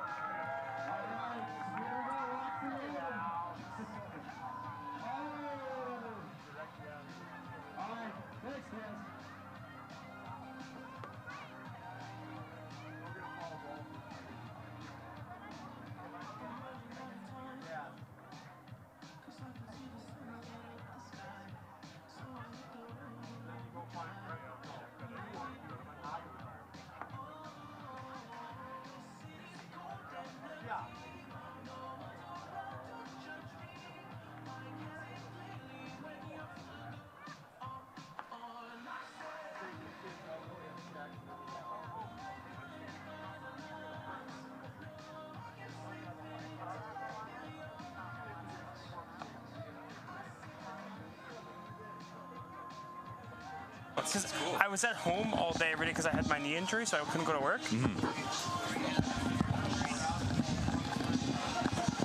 good for sure. So another run across for the bottom of the fourth by the Red Sox. As we make the turn to the second half of this one, the Bulls will turn the lineup over. Jack Wheatley, who walked and got all the way to third in the third inning, will come up. He is 0 for 1. Red Sox playing a pull. First pitch inside. It is still Kenan Henserling looking to get through the fifth inning of his night. And looks to make it 2 straight standout appearances for a Red Sox starter.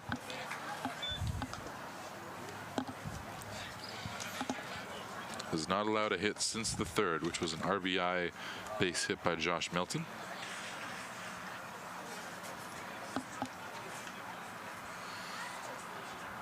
Wrong batter.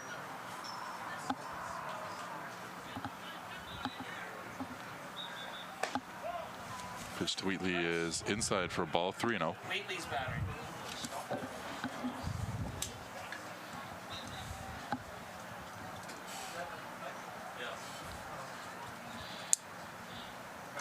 Taking all the way and taking outside is the shortstop.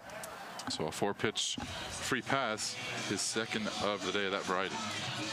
Yeah, not really getting anything to hit there was Wheatley, so it's gonna give the Bulls some life here, and they're gonna need to scratch some runs across here in the next couple innings, because putting together 6 in the 8th and 9th against some of these bullpen arms from the Red Sox is gonna be really tough. So if they want a chance to make this comeback, they're gonna have to start scoring runs here. No one throwing yet in the Red Sox pen. It's getting a little bit active. There is someone up in the Bulls pen. That's Caleb Haney, an RBI base hit his last time up. Check to swing, but still goes around. 0-1. As the sun begins to set towards the right field fence, and we make the turn to 8:45 p.m. local. Glad you're watching WCBL on Flow Sports with us. There's a pitch perfectly on the outside corner. 0-2. Just a reminder, if you want to catch full game replays and highlights of any game across the WCBL, be sure to check out the Western Canadian Baseball League YouTube channel. You can catch Clark Monroe with his weekly reports as well, and lots of great baseball content. Here's the 0-2 now, on the way from Henserling. Long look in, and the pitch. Missing high. Castellanos able to hold it and keep the runner at first in Wheatley. Got no 1-2.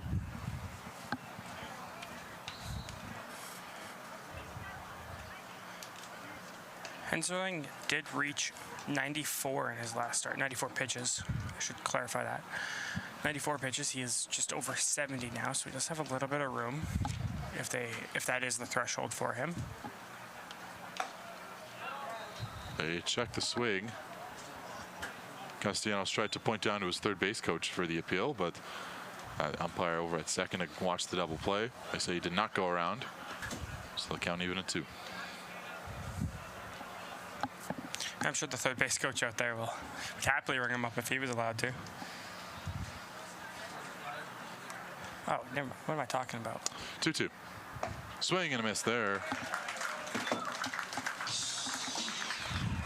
And another punch out for Henserling. That is number 7 on the night. Apparently my brain melted for a second because I don't know why I thought the Red Sox coach would be at third base. Xander Meissner now the first baseman up. He struck out twice. Yeah, I'm not sure why that would happen either. Still the runner at first with 1 out. Red Sox looking at end the inning. Double play ball in effect. Already on lefty, here's the first pitch. Chopper, back to Henserling, no play at second. He'll throw over to first. In time to Toger, a strike over to first. So a 1-3 fielder's choice, but we lead a second.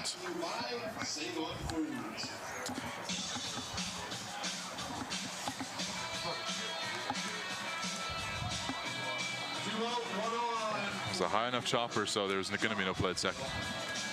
So now it's Josh Milton.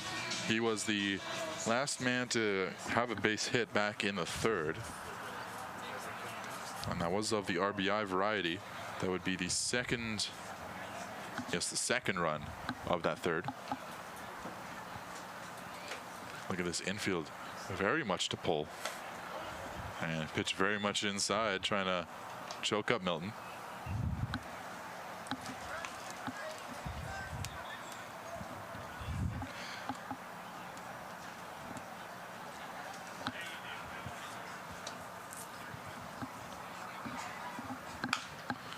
This one up the middle, caught by the second baseman Fowler, excuse me. Throw over is there, and the leadoff walk is stranded at second. So another cleared inning for Henserling. He's through 5. Red Sox still in the lead. Red Sox have an 8-2 lead over the Lethbridge Bulls.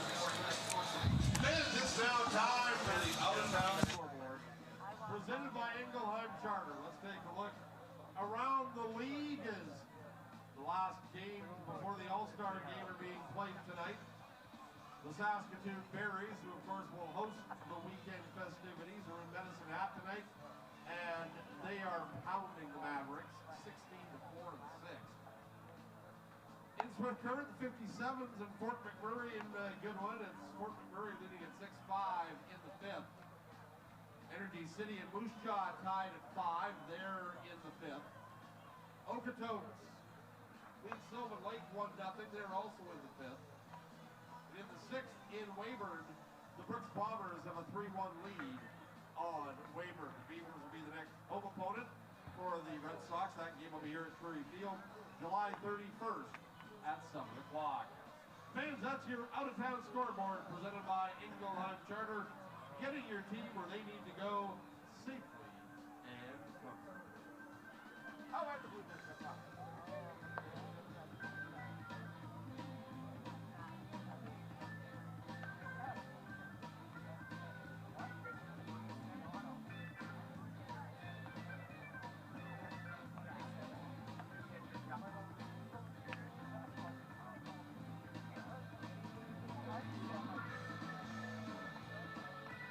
Now on the mound for the Lethbridge Bulls, number 37, Patrick McInnes.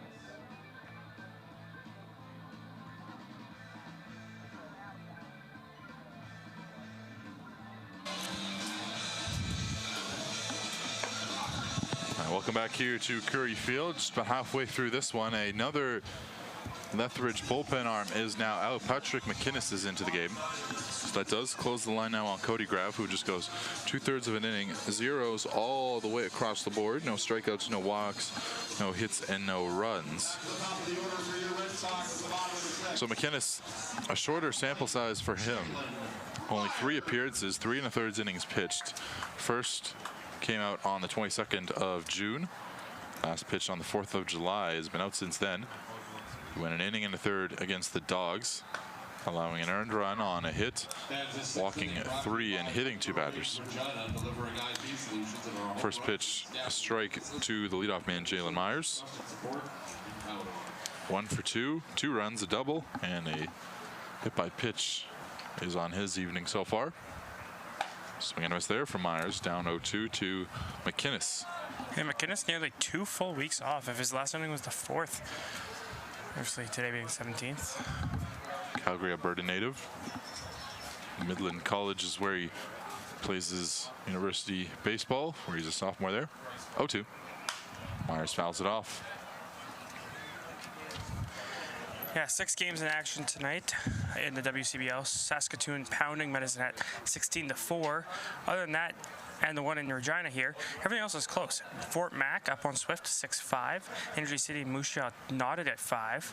Okotoks beating Sylvan Lake 1-0, and Weyburn beating Brooks beating Weyburn 3-2.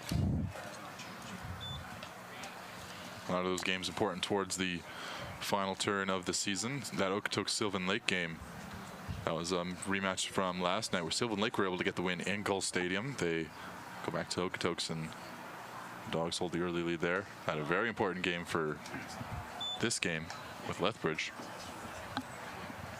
2-2 now the count.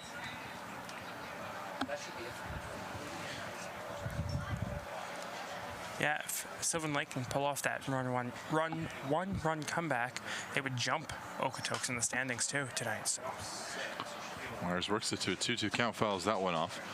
So for McInnes, he had just one appearance, did the 6'6" pitcher this season with the Midland College. He went 2 innings, allowing 4 hits and 1 earned run. 2-2. It's in the dirt. That game was back on February 26th against North Central Texas College.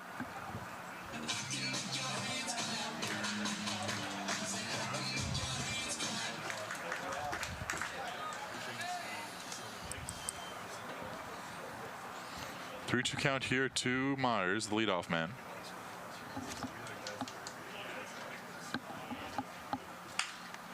A little dribbler over to short. Wheatley makes the play. Throw over on time.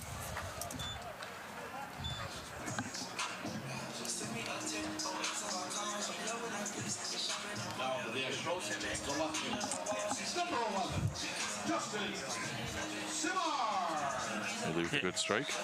yeah, just going back to that Saskatchewan Medicine Hat game, you mentioned a lot of them are important, and the Okotoks Sylvan Lake game important to the Lethbridge. Well, that Medicine Hat game, if Saskatchewan's able to hold on that, and Regina's able to hold on here, that allows them to just climb one game closer to. Smart on the first pitch he sees, hits dribbler to second. Play over quickly, and Nishida beats out Samard by a full step. Yeah, one game closer to Medicine Hat, and they're faithful there. It's going to be a tight race coming down between these bottom 4 teams in the East, coming down the last stretch here. 4 games separating 3rd and 6th in this division. Nobody by any means out of it in this division. 57s very well could find themselves into a postseason berth, and Red Sox could find themselves on the wrong side of it. If the season were to end today, they would be the 4 seed, but season not done. Fowler, first pitch he sees again swinging. So that one's out of play.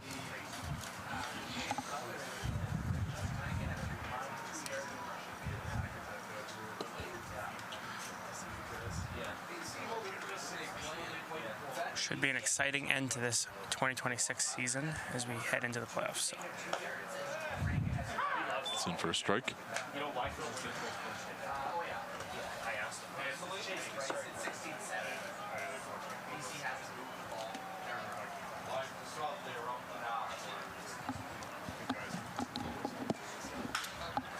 Fowler hits this one into right. If it's down, it's going to be extra bases, and it is. It's to the wall and fair. Fowler hustling into second. He will put the brakes on there as the throw is cut off. So a 2-out double for Fowler. He has yet to be put out today from that 3 spot. That's a very impressive piece of hitting. Takes that one low and away on the plate and drives it the other way. It's not an easy thing to do because you often want to pull the ball, so to be able to have the discipline to keep your hands inside and drive that one the opposite way is what the manager and the team wants and dreams of out of a hitter. Fowler does a good job there. Brady by now looking to capitalize. The Lethbridge defense playing to pull, infield and outfield wise. Pitch from McInnes, a strike on the outside corner.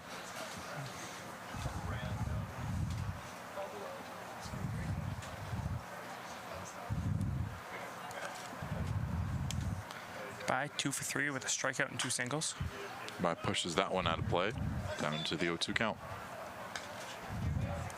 Fans, if you are parked behind home plate and you have a black Kia with the license plate number 861 PDP, you may want to go check on your car. Here comes the 0-2 to By. That one in the dirt, able to lay off. After By swinging on the first 2.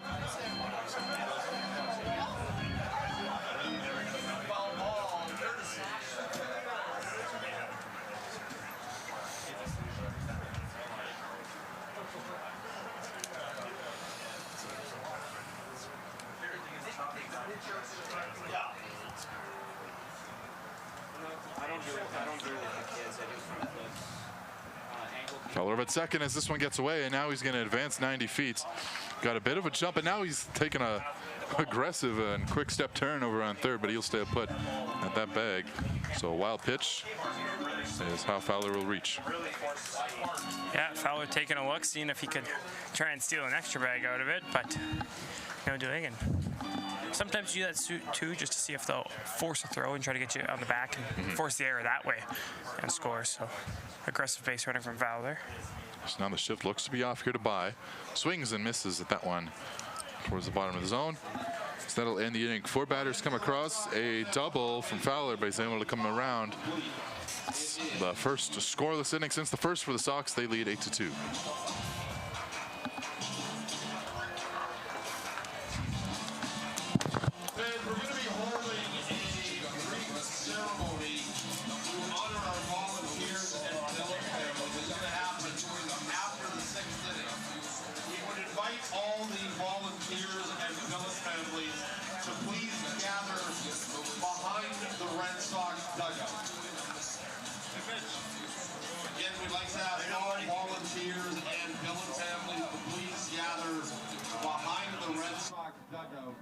We'll be having a short ceremony after the 6th inning. All right, and it is time for Name That Tune. I have along the first base line here with my new friend Declan. Declan, you enjoying the game tonight? Yeah, it's going really well. That's good to hear. Are you a music guru? Yeah, really good. Excellent. We picked the right contestants. All right, Declan, what we're going to do is we're going to play the short clip of a tune for you. If you get it, you're going to win a prize pack. If you don't get it, everyone here is going to boo you like crazy. Are you ready, Declan? Yeah. All right, DJ, hit that tune.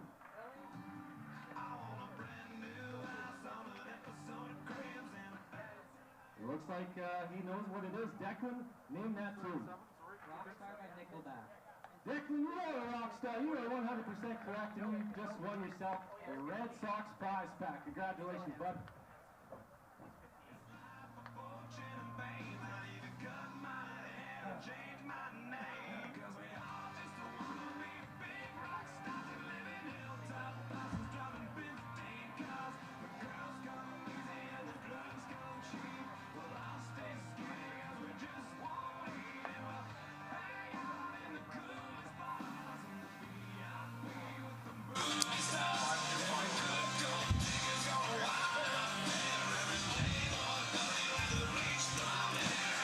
Well, welcome back here to Curry Field in Regina, where Cannon Henserling continues his excellent work tonight. Steps back out onto the mound for his 6th inning of work after 5 really strong innings. Ran into a bit of trouble in the 3rd, but other than that, he's been really good.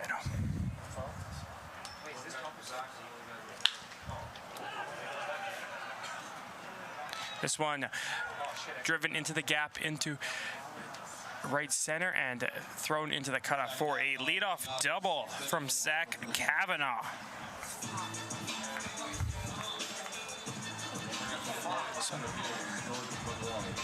This one in the zone, and Kavanaugh handles it well and puts it into a spot where nobody can track it down before it touched grass.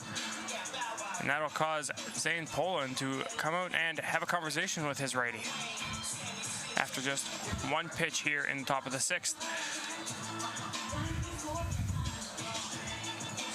Coming into this inning, Henserling had faced 8 batters in the 3rd, and outside of that, never faced more than 4. 4 in the 4th, 4 in the 5th, and the minimum through the first 2 innings. He has been all but incredible tonight. He has done a good job at being in the strike zone and creating weak contact at fielders.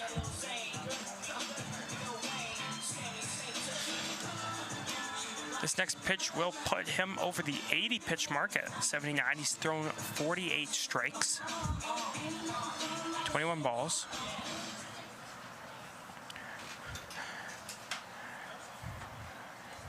Next 3 are Monroe, Larkin, and Carson Haney.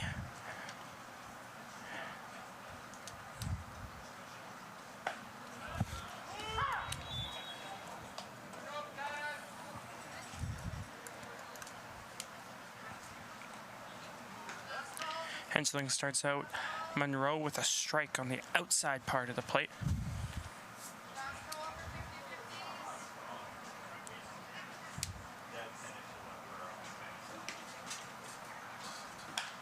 This one lifted into left field. Rue chasing in on it.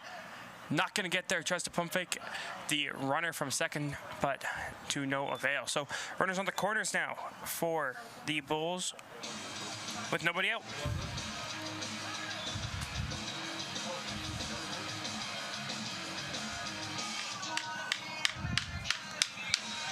And that will end Henserling's outing. Strong 5 innings and then 2 base hits to get us started. We'll come back in just a moment.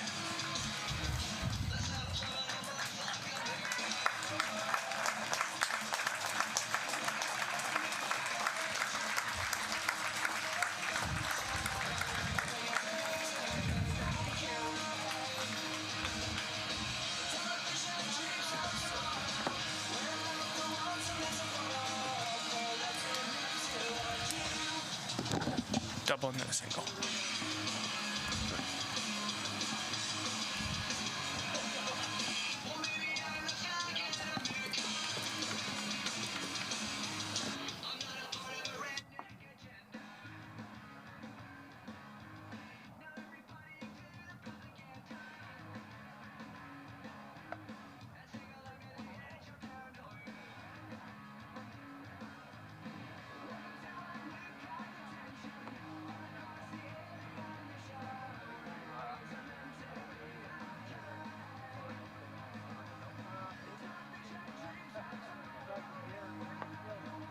Now pitching for your Regina Red Sox, number 49, Michael Beasley.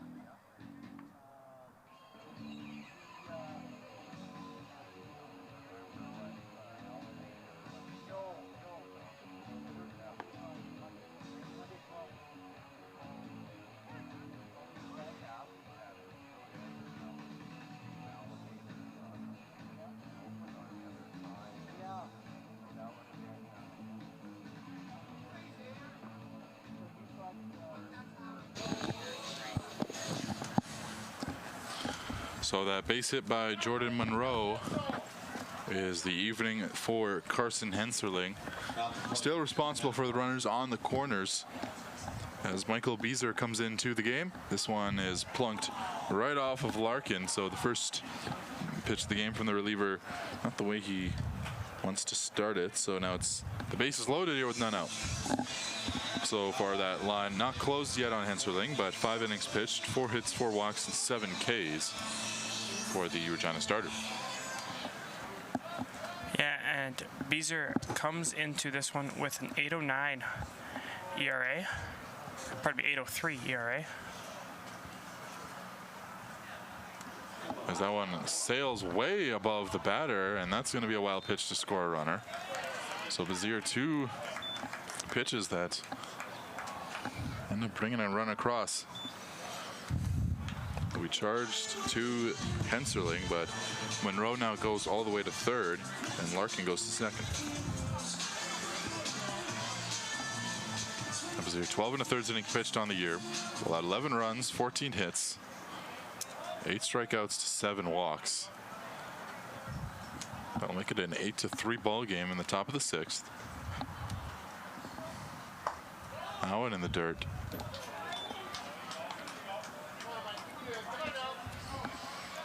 So he'll try to hit the zone for the first time this afternoon. Excuse me, this evening. Yeah, Beazer also has 4 hit batsmen, so sometimes can be a little wild, but when he's in the zone, he's been effective in the zone. There is a strike on the outer corner.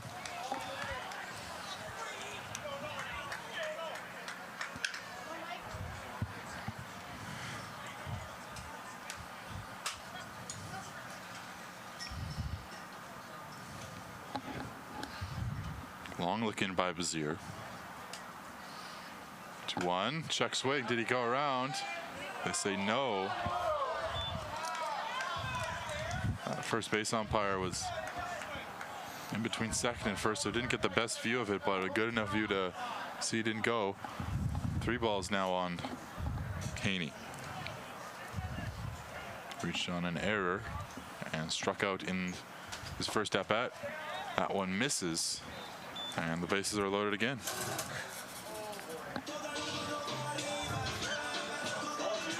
Yeah, struggling to find the zone here early is Beezer, so gonna have to walk it in here now with the bases loaded again for him. He doesn't want to walk in another run.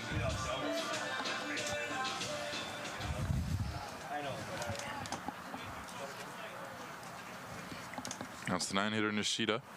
Struck out to end the 4th his last time up, also has a double and a run. First pitch swung on and chopped foul.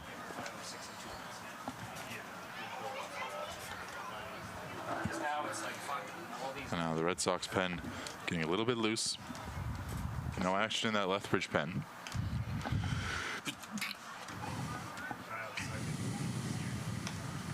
Oh, 1. On the ground over to third. By. Will throw home. Castellanos stepping on the plate for the 4th, so they get the lead runner. They don't allow the run. The bases will stay loaded, but a 5-2 fielder's choice for out number 1. Yeah, good play from By there to get the out at home plate and cut down another run.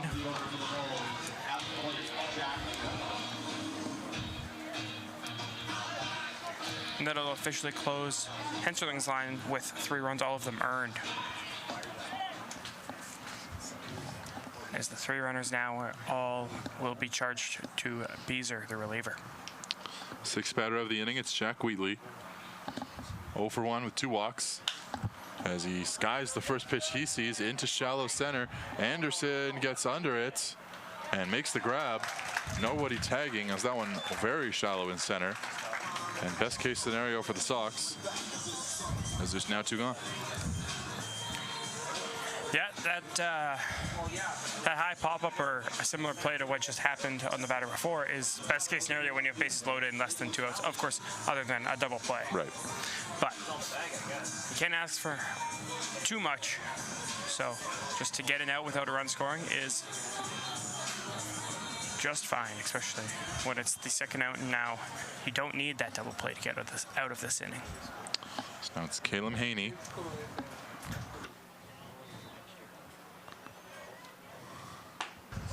That one away. Haney, an RBI hit in the 3rd. Struck out his last time up, is 1 for 3 as the Bulls now down to the final 10 outs of this one. Bazir last pitched against the Bombers, went 2 2/3, only allowing 3 runs on 3 hits, striking out 3 and walking 2. That one misses, ball 2. He's played in 2 straight games against Western Division opponents, against Okotoks on the 9th. The Bombers, that game was on the 14th. So 3 days off for him.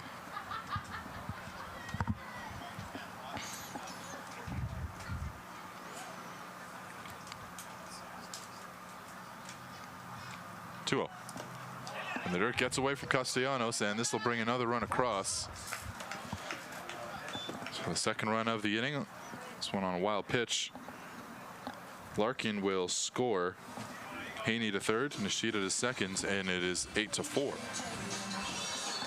That's the 2nd run this inning to come across on a wild pitch, as Kavanaugh did as well as Beezer when Beezer first got in there. Looks like a righty getting loose in the Sox pen.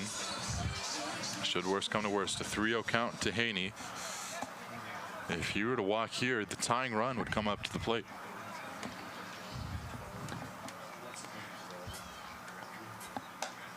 And that is what happens. So 4-pitch walk, including a wild pitch to cut the lead to a 1-swing game. And that 1 swing could very well be here. Xander Meissner. No mound visit coming. He will dig in. Xander with only 1 home run on the season. Does have 7 RBIs in 10 games. That home run did come recently against the Berries on the 14th, so just a few days ago. First pitch misses away.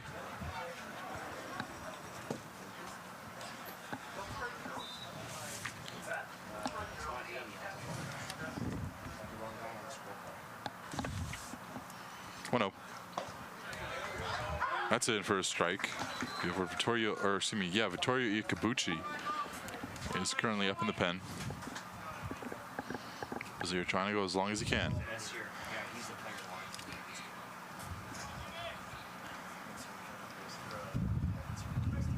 Pitch from Bazir on the upper corner for strike 2, and now he's 1 pitch away from getting out of it and limiting this Lethbridge damage. Yeah, one more good pitch here from Beezer, and you can call it an inning. And this is the 8th batter for the Bulls. 0-2 in for strike 3. Bazir catches him looking, and the Bulls leave the bases loaded. They bring 2 across, both on wild pitches, and it is now an 8-4 ball game. We're in for a finish here at Curry Field. The live sports experience is changing. Teams and facilities are under pressure to provide online and in-venue entertainment. IKS Live has the right team to deliver. We provide service across North America and produce the best fan experience, in the seats or streaming to you.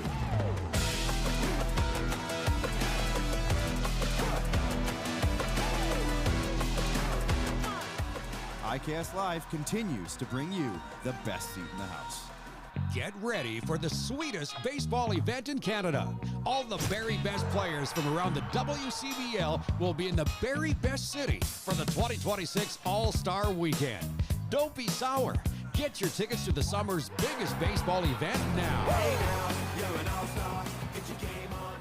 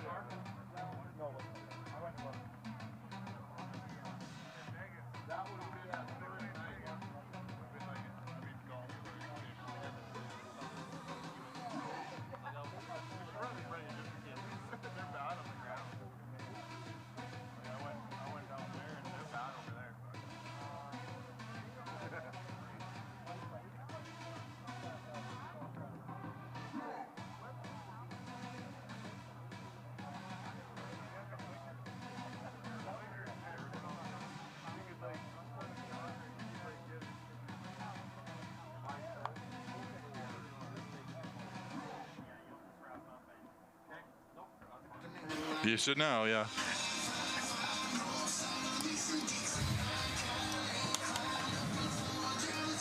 Will Toger getting ready to lead off the 6th inning. A little bit less run support that this offense is going to work with after a rougher 6th inning. After the leadoff hits came around to score, it will be Will Toger, 0 for 3 on the day, looking to reach base for the first time. First pitch, a breaking ball in for a strike.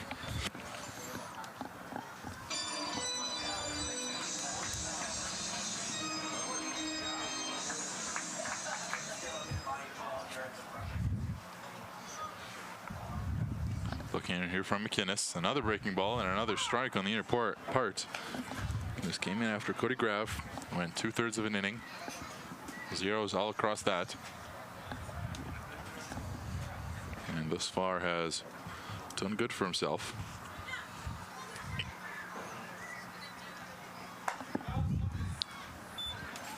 That misses for the first ball of the at-bat. So far he's gone the full inning, only allowing the double to Fowler where he came all the way around to third but was stranded. 1-2. Strike 3 called. Second straight punch out from McInnes. He struck out Brady Bye to end the 5th and leads off the 2nd here with a strikeout. That's Toger's 43rd of the season. Toger does tend to be a little bit of a streaky hitter, and that often comes with guys who have high strikeout rates like that, because when they make contact, they make hard contact, and it's hard to get them out. But sometimes when you strike out a lot, it's easier to go on to a little bit of a slump. There's a strike on the outer part to Daniel Castellanos. He was 0 for 2 with a walk.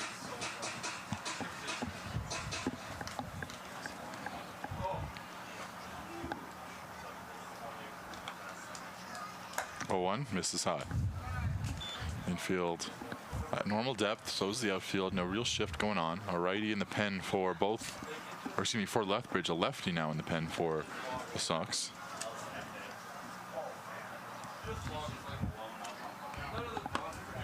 One. It's away. Yeah, as you mentioned, it was Vittorio Iacobucci in the pen, but now it looks like it's Colton Bank out there. Lots of change going on. The Red Sox in the pen as that one nearly grazes Castellanos, able to move out of the way. And that'll be the third ball of the at-bat.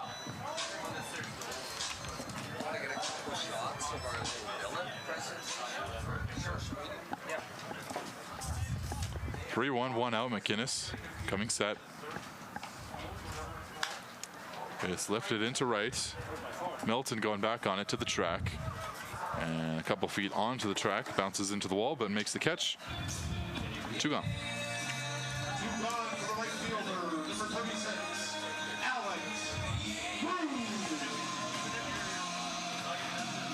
Now it's Alex Rue, the one batter this inning who has a hit. That came back in the second. He came around to score, reached on an error. Got to second on a balk, got third on a stolen base, and scored on a wild pitch. One of the more interesting trips around the bases you're going to see. First pitch to him is a strike.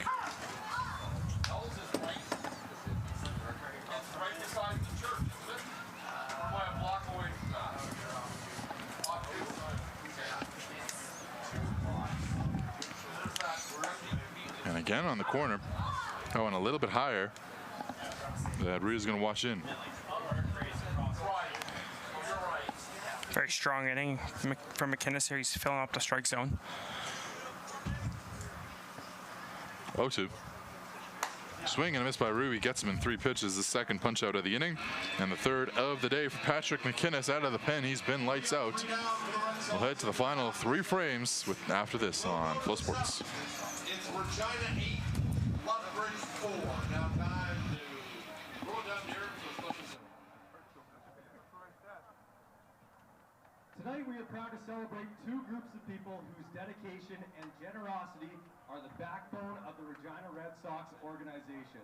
Our incredible volunteers and our outstanding billet families. To our volunteers, thank you for the countless hours you give throughout the season, whether you're scanning tickets at the gates, selling 50-50 tickets, helping with promotions, assisting behind the scenes, or keeping game day operations running smoothly. Your hard work and commitment make every game at Curry Field possible. Your passion for Red Sox baseball helps create the memorable experience our fans enjoy all summer long. To our billet families, thank you for opening your homes and your hearts to our players. For many of our athletes, you provide a home away from home while they spend their summers chasing their dreams on the baseball field. Your support, kindness, and generosity make a lasting impact on our players, and this organization simply could not operate without your willingness to be part of the Red Sox family. This season, our volunteers and billet families have dedicated countless hours, offered unwavering support, and played an essential role in everything we do. Their commitment often happens behind the scenes, but tonight we'd like to make sure they receive the recognition they deserve. As they appear on the video board, please join us in showing your appreciation, Curry Field. Let's give our amazing volunteers and billet families a huge round of applause for everything they do for the Regina Red Sox.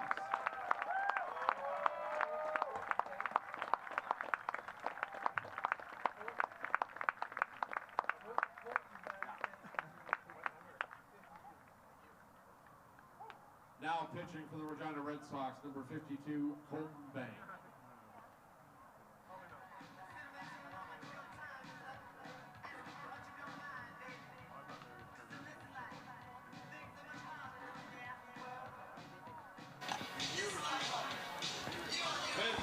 So as Michael Bazier kind of struggled in that 6th inning, but only allowed the 2 runs, they will turn things over to Colton Bank, the lefty, and the Regina, Saskatchewan native, a freshman at Valley City College. His first appearance in about a week, since the 10th of July against the Mavericks, where he went 3 innings, allowing 4 hits, 3 runs, 2 strikeouts, and a walk. He'll go lefty-righty here against Josh Milton. First pitch to him is missing for a ball. So that will, looks like it'll close the line on the Red Sox first reliever of the game. Michael Bazier goes the full inning. Allows the 1 run that being earned on no hits, 2 walks, and the 1 strikeout in 17 pitches. So Bank hits the zone there to make it 1-1. Yeah, Bank's ERA on the season at an even 9.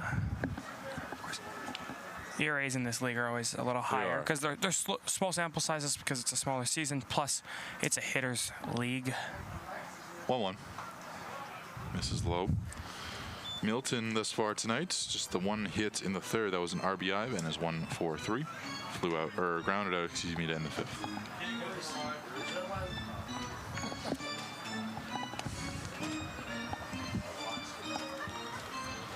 Infield slightly playing to the pull side of the right fielder. Long wait here as we now back into play. Bank the long look in.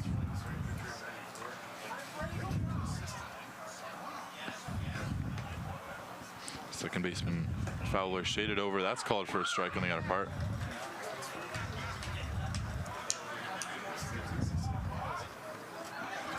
Now Milton asking about it. Count even at 2. Both teams down to their final 9 outs. There he is. Lethbridge needing 4. 2-2. And now one spoiled. One on the zone and a little bit late on it.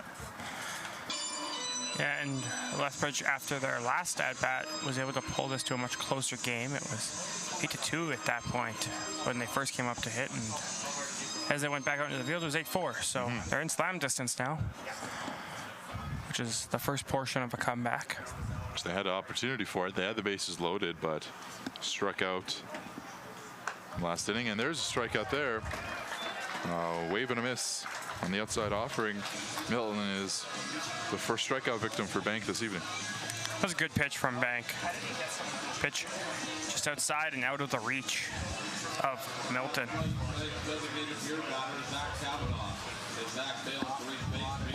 Now it's Zach Kavanaugh.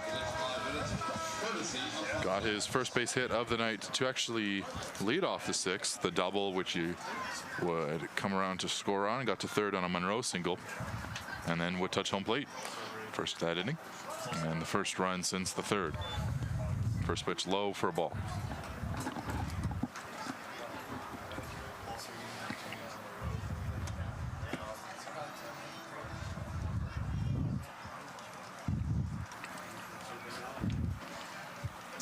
Lefty on lefty, the 1-0 is lifted high and into left center. No guy really knows where it is. This might have a chance, and it's going to drop between the fielders. Samard and Kreklowitz both threw their hands up. They had no idea where that one was, and it's going to end up putting Kavanaugh at second base. Don't score that air. That one was hit so high, it got above the lights, and no one knew immediately. No. Even Anderson's out there. Nobody knew. They were just worried about it landing right on their head. Someone needed some kind of direction on that, and no one got a look at it. It was lifted very high by Kavanaugh, and a bit of a break here for Lethbridge. Now they're a swing away from cutting this lead in half. Yeah. Jordan Monroe, who has a base hit his last time up, did not come around to score in that inning. Grounded into a double play his first time up, and also struck out today. That's in the dirt, well blocked by Castellanos.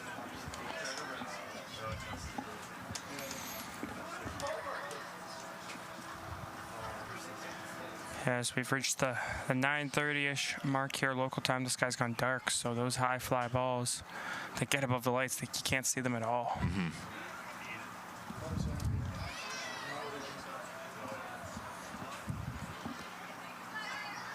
1-0, check swing, a little blooper. It's going to go over the head of Bai and into left. They'll hold the runner. A little excuse me swing. It ends up working out as Monroe gets his second straight hit. Moves Kavanaugh to third, and it's runners on the corners, 1-0. Yeah, had no intention of hitting that. He tried to pull a swing back, and it looked like he actually might have, and that's why I was able to bloop out there into left field and out of the reach of Bai. So now we're going to play the runner. We're going to play the pull side. It's Matt Larkin coming up. 0 for 1. A walk, a hit by pitch, and a run, as well as a strikeout today. First pitch low.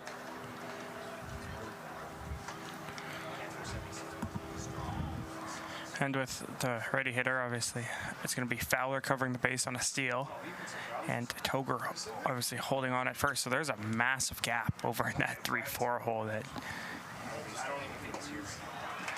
If Cheyenne Catley is in the ballpark, And Larkin swings and misses at that one. Cheyenne Catley.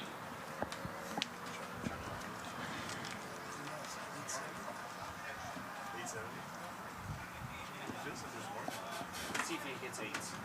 I've never seen him hit 1-1. And the Dirk Castellanos the block, neither runner going. John from the Red Sox catcher's had to do that a few times here tonight. Yeah, and he's done a good job of it. He's good at getting. It's all about getting over top of that ball with your chest protector and knocking it straight down. Because if you're using your legs too much, those shin pads are really hard, whereas the chest protector is a little softer, so you can control it a little bit better. And they do hours and hours of drills of that throughout the season because you can prevent so many extra bases and runs by being able to block well. Tried to frame that one a little bit better, but unable to do so. 3-1. We'll see if they maybe start the runner at first in Monroe. Would also prevent the double play. They aren't going to do that. They're going to instead watch a pitch away, and now the tying run comes to the dish after the Larkin walk, his second of the game.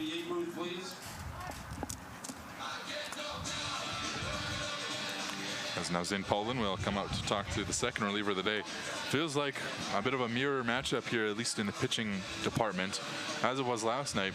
The starting pitching from Lethbridge really poor, but the bullpen's been on point. And now here for Regina, their starting pitching's been great, but their relief hasn't really been able to get a clean inning. Yeah, it's like you said, very similar to last night, and unfortunately, the Red Sox are going to need somebody to kind of step up here and hold this off, because another rally here from the Bulls, and they're right back in this, and you don't want to give a team an offense with this much pop too much opportunities, because they will punish you for it. And so now it'll be Carson Haney to come up,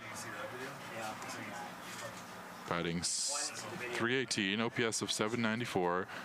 Just not have a home run on the season, but boy, what a spot this would be to get his first. Left, right. Swing and a miss there for strike one. when he tried to get that first home run on that swing.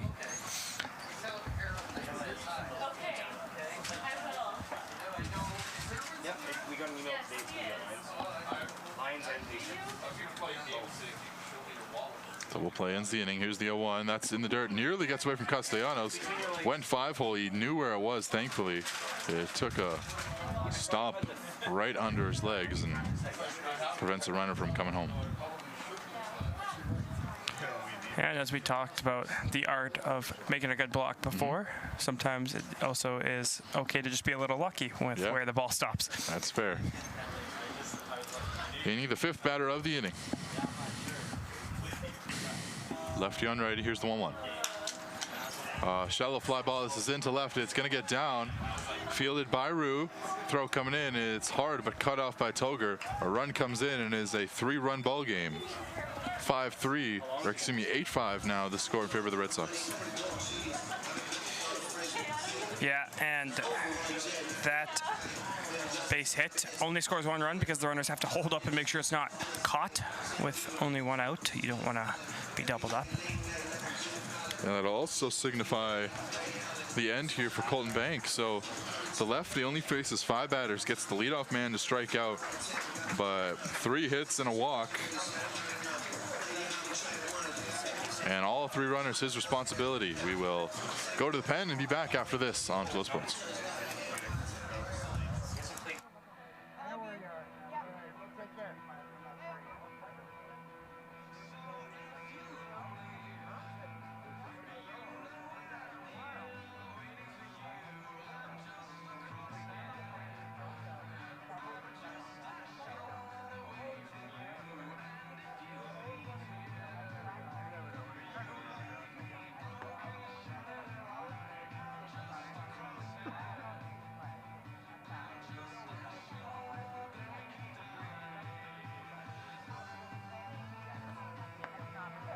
Now pitching for the Regina Red Sox, number 25, Vittorio Iacobucci.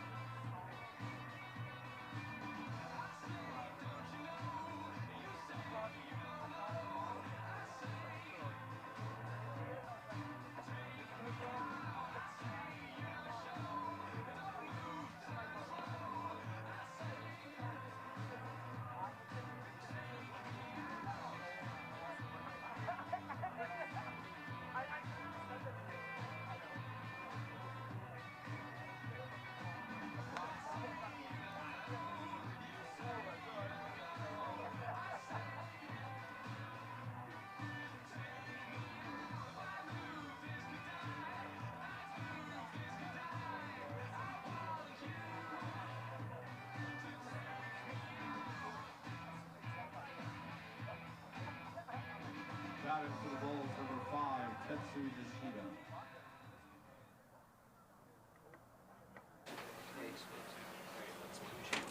So Colton Bank out of this ball game after just 5 batters. Tetsu Nishida, the 9-hitter, will face off against Vittorio Iacobucci, making his 6th appearance of the year. Swing and a miss there as Nishida, who struck out his last time up, or excuse me, he struck out in the 4th. He got a fielder's choice his last time up.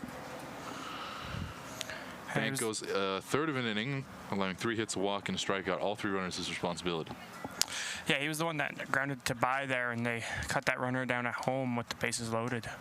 There is a strike from Iacobucci, who in 7 2/3 innings pitched, has allowed 3 earned runs on 6 hits. Struck out 6, walked 5, hit a batter. His last game was against the Bulls last night, where he went an inning, allowing an unearned run on no hits, a strikeout, and 2 walks. Finds himself a bases loaded scenario. That one just misses high. Another guy for this Red Sox team that had he made it up a little earlier, he may have made the All-Star team. He's pitched very well since getting here, but didn't make it up until June 29th, so only a few weeks ago. Here comes the 1-2. It's grounded over to first. They'll call it foul by maybe half a foot. And it'll stay 1-2. Yeah, 3.52 ERA, and he's been really good.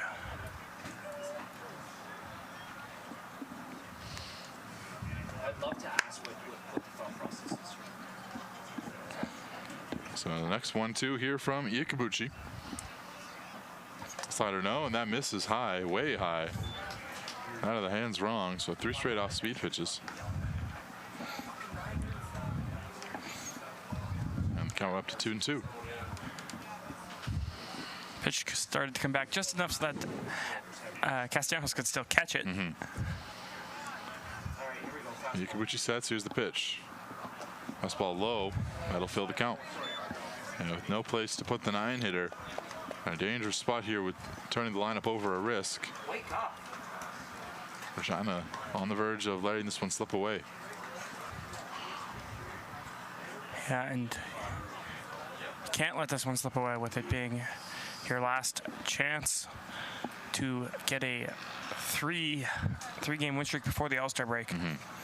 So Red Sox led 8-2 at one point in this game. Now winning 8-5, leading, I should say. That one's low for ball 4. I'll make it a 2-run game.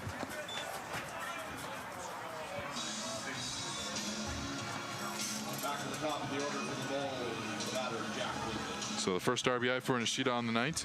Haney goes to second, Larkin goes to third, and Monroe comes in to score the second run of this inning. Back to the top of the order, Jack Wheatley. He's 0 for 2 with 2 walks. And this inning all started off with a strikeout of Milton, and it's really unraveled for this Red Sox team. Ground ball straight to second, flip over to short. Over to first in time for the double play to limit the damage. Ikabuchi gets 2 on 1 pitch, but the damage, as you mentioned, is done. Another 2 spot from the Bulls, and it is now 8-6. We go to the bottom of the 7th. It's 8-6. All right, Red Sox fans, it is time for the 7th inning stretch, sponsored by IKS Media. So that means everybody out of their seats on their feet, get ready to sing "Take Me Out to the Ball Game." Come on, folks, let's see us down and sing. Here we go. 3, 2, You give up time when you didn't have to. You're telling us about it.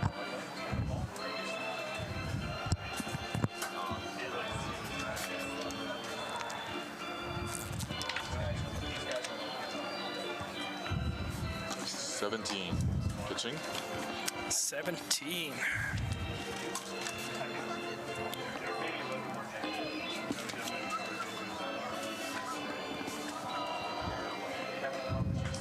That was absolutely beautiful. Bryce McGuire.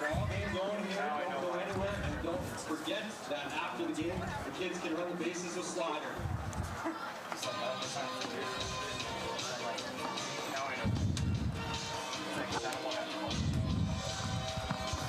Kansas City is brought to you by people in Queen City Distillery. Homegrown talent on the diamond, homegrown craft in the glass, made right here in the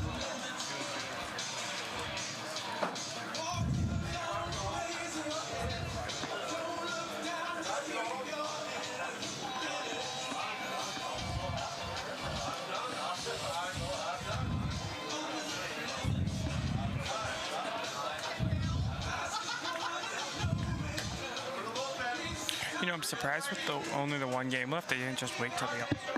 Okay, you guys speak up. Sorry. I said I'm surprised with only 1 game left. They didn't just wait till the All-Star break.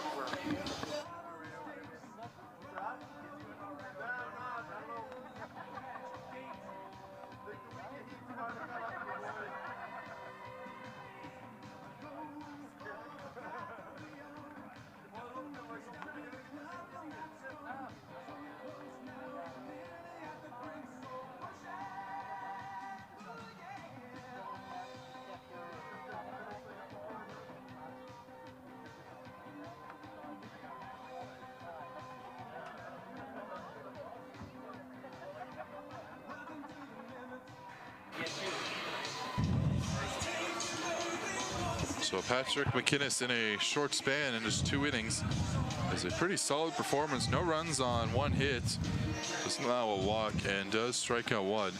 He will turn this Red Sox lineup 8-9-1 over to Bryce McGuire, the righty out of Ruston, Louisiana, and the junior at University of Arkansas Monticello. One of two batters pitchers, excuse me, we've already seen out of Lethbridge out of that school. Last played on the 15th against the Berries, went 2 1/3. Allowed a run on 3 hits, struck out 1 in 29 pitches. So potentially looking at this guy to at least get into the 9th. It's Ryan Kreklowitz, who has gone 0 for 2 with a walk and a run. That was back in the 2nd. Kreklowitz gets onto that one and fouls it back. It's now just a 2-run ball game, 8-6 Red Sox. Yeah, and Kreklowitz has a knack to drag at bats out as much as he can. He didn't do that in the first pitch fly out in his last at 1-1 popped up into foul territory over to third base, and it's going to be off the glove of Kavanga. And so the first out of the inning is not recorded. Instead, it'll be a 1-2 count. As I was saying, yeah, he had the first pitch fly out in the second at bat, but other than that, he's done a good job at extending at bats, and he gets another life here in this one. Kavanga overruns that one. Kreklowitz still has to play protect, and he does, fouling that one off.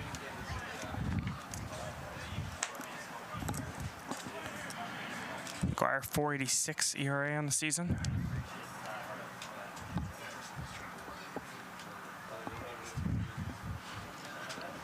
Long look in here by McGuire is the pitch. Inside, doesn't cross the plate. 2-2.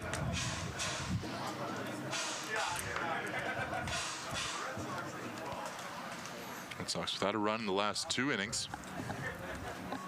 Only 1 hit in that span.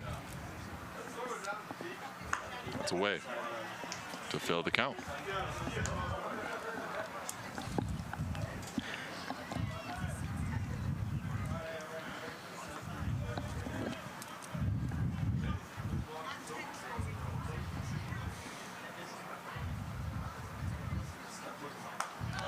Kreklowitz good to lay off that one. Thought about giving it a look. Instead, he'll watch it into the glove and earn himself his 2nd walk of the day. Yeah, strong at bat from Ryan Kreklowitz. A few words for Anderson as he lets him know what he's seen from the Lethbridge righty.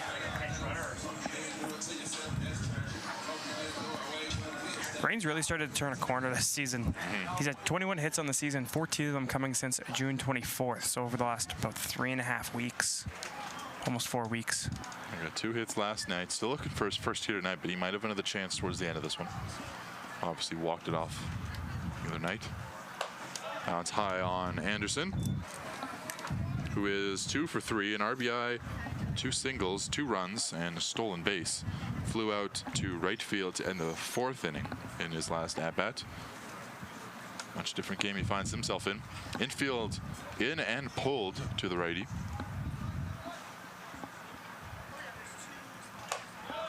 This is high, 2-0.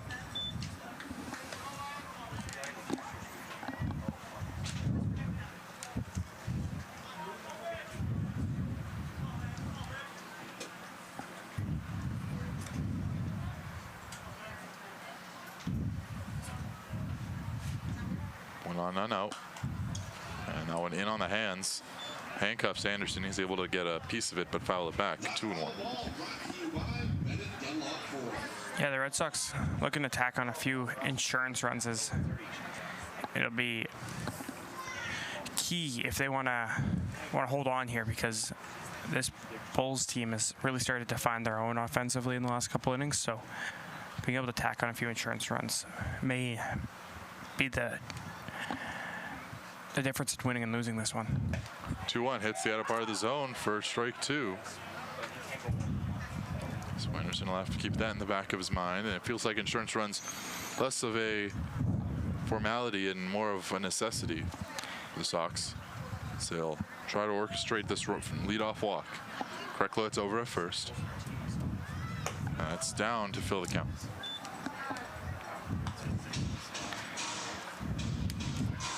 And the same kind of goes for this game, really.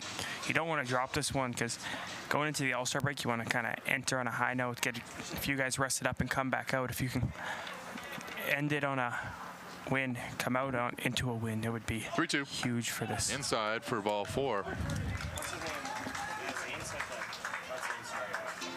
So 2 consecutive walks surrendered by McGuire.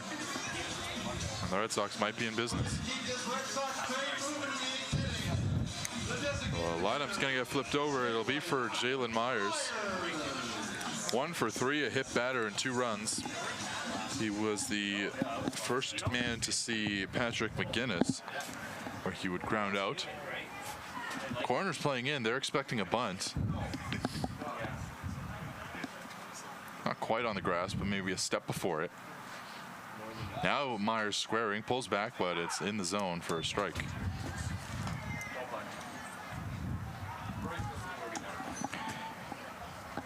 I just hear Dante DeCaria say no bunt? That is a first. There you go. So the Meissner over at first playing way in. Myers not squaring, but he takes one right down the pipe.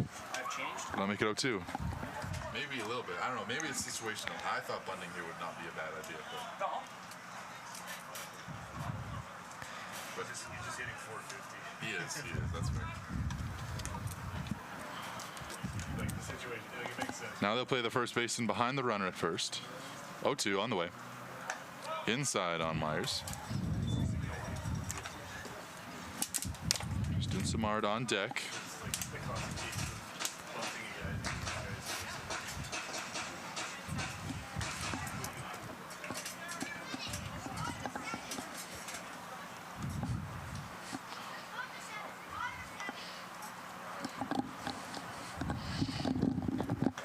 Myers a late swing. Now, and that's when he's going to want back. Yeah, it almost looked like a panic swing there from Myers. Like he wasn't sure if it was going to be in the zone, and he's like, it's too close to take with 2 strikes, and just kind of chopped at it and couldn't get a piece of it, unfortunately.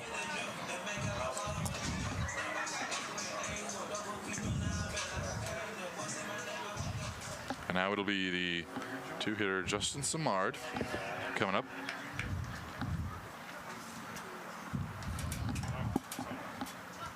Simard, definitely a guy you want up here with runners in scoring position. He finds a way to get on base very often. A lot of singles. 2 for 4 tonight with 2 singles.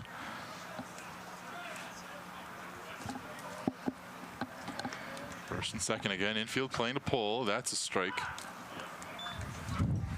First pitch to Simard.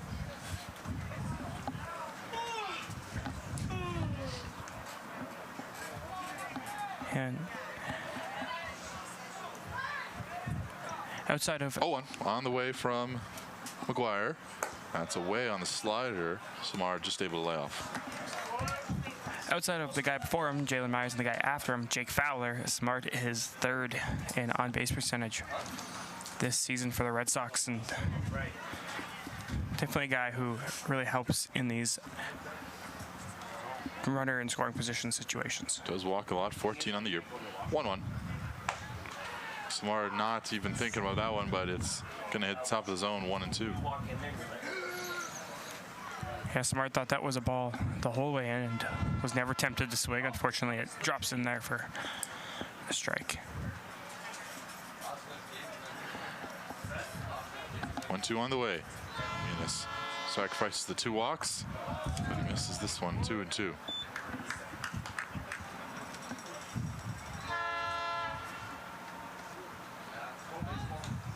Now the outfield also kind of shifting for Simard. Center fielder a step over the second base bag. Double play would end the inning. Simard and McGinnis. Sets in. That one's called a strike on the corner. So after the 2 walks, it's 2 strikeouts looking for the top of this Red Sox order. as Bryson McGuire starts to get set in this game. Yeah, it's not something you see from Justin Smart too often as a strikeout. Among the regulars, he's near the bottom of in strikeouts.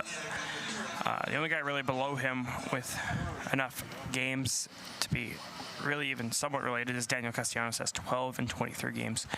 Smart is now at 18 in 35 games.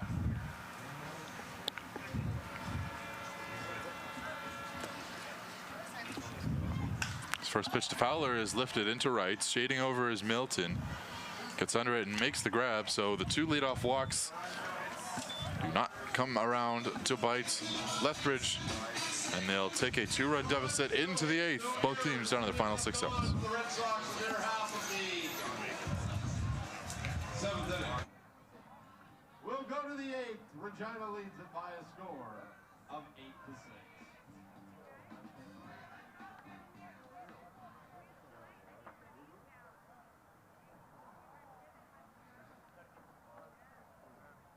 Red Sox fans, look to the video board for tonight's play of the game. Brought to you by IKS Media.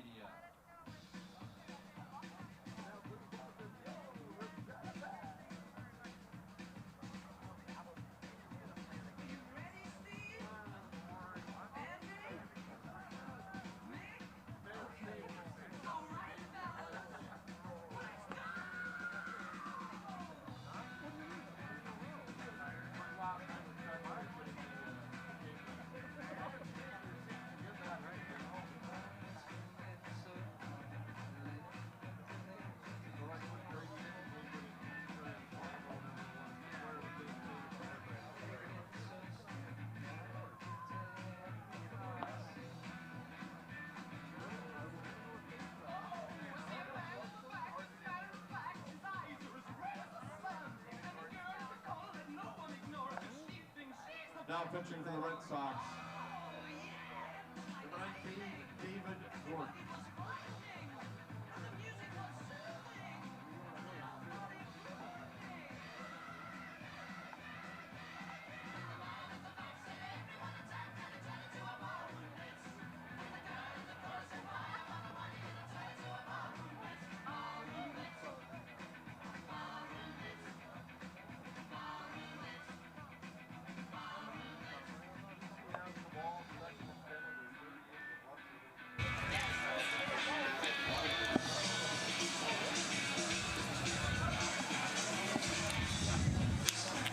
So David Gordon making his 2nd consecutive appearance. He will relieve Vittorio Iacobbucci, the 4th pitcher of the game, who goes 2/3 of an inning, allowing no runs on no hits, walks 1, and doesn't strike out a batter. So that is David Gordon making his way onto the field with Caleb Haney getting ready to lead off the 8th. Gordon on the season with a 4.5 ERA. He's pitched 27 2/3 innings. Allowed 14 earned runs, struck out 33, and has walked only 11. He's a Red Sox All-Star as well. This is his 11th appearance. He pitched last night to a tune of an inning and a third. Allowing 2 hits, 3 runs, 1 strikeout, and 1 walk. Here's the first pitch from Gordon, swung on and missed hard by the 2-hitter Caleb Haney. Yeah, and quickly looking around the league here, 2 games have gone final. The Berries beat the Mavericks 17-5, and Miller Express beat the Cactus Rats 9-5. Outside of that, the Giants are beating the 57s 10-8. The Dogs are beating Sylvan Lake 5-1. And the Beavers, who were down 3-2, are now up 8-3 over the Bombers. And of course, here in Regina, it is 8-6 Red Sox. A lot of even matchups across the league as we make the turn to the All-Star break on the 19th. You can catch that game here on FloCollege. That'll be 1 p.m. on the Sunday. 2-1. Swung on a miss to make it 2-2. That'll be a big day on Sunday with that All-Star break. MLB baseball, the World Cup final. So Gordon sets, righty v lefty, 2-2. Inside for strike 3. Haney watches it down, and Gordon starts his night off on the right foot. Yeah, and there's a reason he's an all-star, because he can paint them on the black like that. That was a beautiful pitch, and gets the call.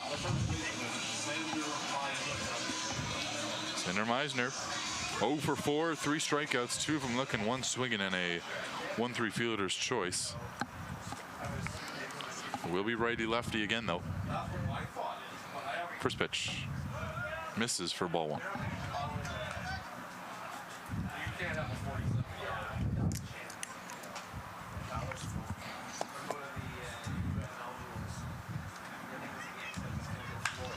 Hit into center. Krekowitz shading to his right, looks to be under it, and he is to make the grab. 2 gone.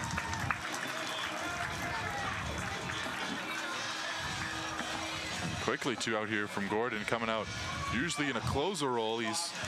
Looks like he's going to be trusted to get the final 6 outs. He's got the first 2 out in relative ease. Yeah, he's done a good job here, and as you mentioned, often a closer, and with being the top part of the order here, it's going to be important to get these guys out first. So sometimes you allow your closer to come in early and you trust them to get 2, especially when you have a 3-day break coming up. Strike on the corner to Josh Milton. Milton 1 for 4. He fouls that one off to go down quickly. 0-2. An RBI base hit in the 3rd. Struck out his last time up.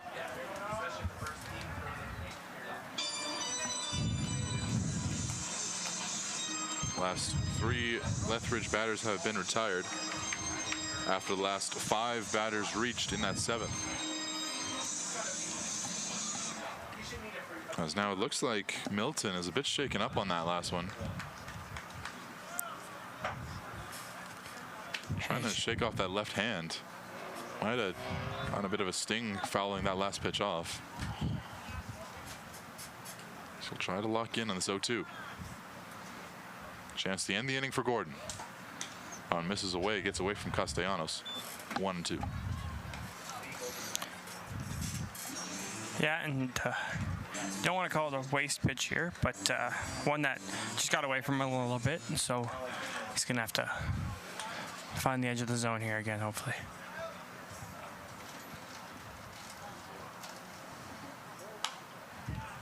Ahead of that one and fouled off, and Milton still favoring that left hand. He is shaking it like crazy. Just trying to get through this at bat.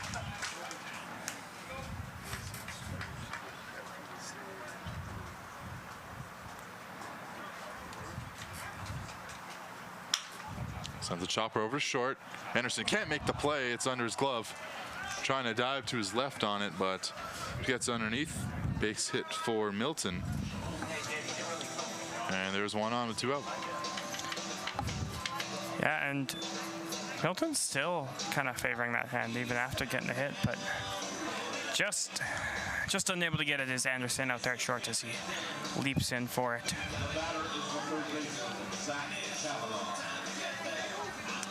Now it's Zach Kavanaugh. He has 2 straight doubles in the 6th and the 7th. In both of those instances, he came around to score. Reached on an error, grounded out to 3rd as he sends this one into left.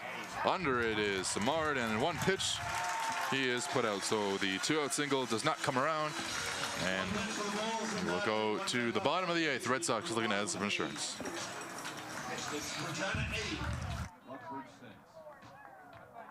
For more than 25 years, we've been there, helping Canadians find the extra space they need to grow and to create new memories. Access Storage. Try 4 weeks free. Details at accessstorage.ca. The live sports experience is changing. Teams and facilities are under pressure to provide online and in-venue entertainment. IKS Live has the right team to deliver.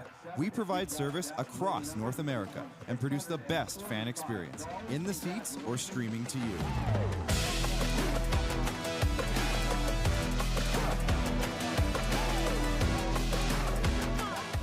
IKS Live continues to bring you the best seat in the house.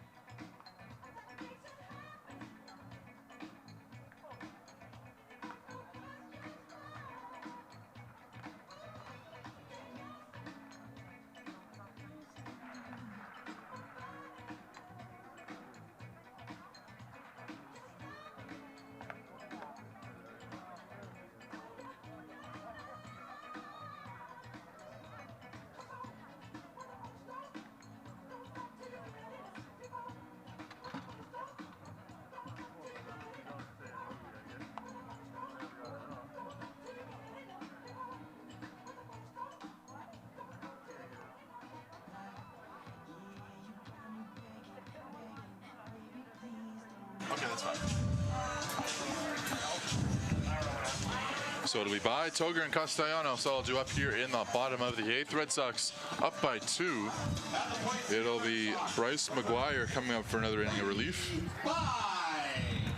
He went through the 7th relatively clean. 2 walks to start it, but 2 strikeouts. And a hard hit ball for Bai. That one right down the first base line. There was a bit of a confrontation over at second after the inning ending. We don't have a replay for you, unfortunately, but looked like something between the shortstop Wheatley, Jack Wheatley, and one of the Red Sox players, and some players from the Sox dugout kind of leaked out, but it was nothing to come to blows over. Said we'll go into the bottom 8. 0-1 count here for Bai. He gets underneath this one. Looks like it's going to stay in play, or at least playable in foul territory. Kavanaugh will not make the same mistake he did earlier in this game. Makes this catch very nicely. And there's one gone. Yeah, nothing boiled over there, as you mentioned, in between the innings, but something to keep an eye on here if, as this game continues for the next few outs. So now Will Toger, 0 for 4. He'll look for his first hit of the ball game. He is the only player on this Red Sox lineup to not reach base, and one of a couple guys to not get a base hit. That one's a little short for a ball.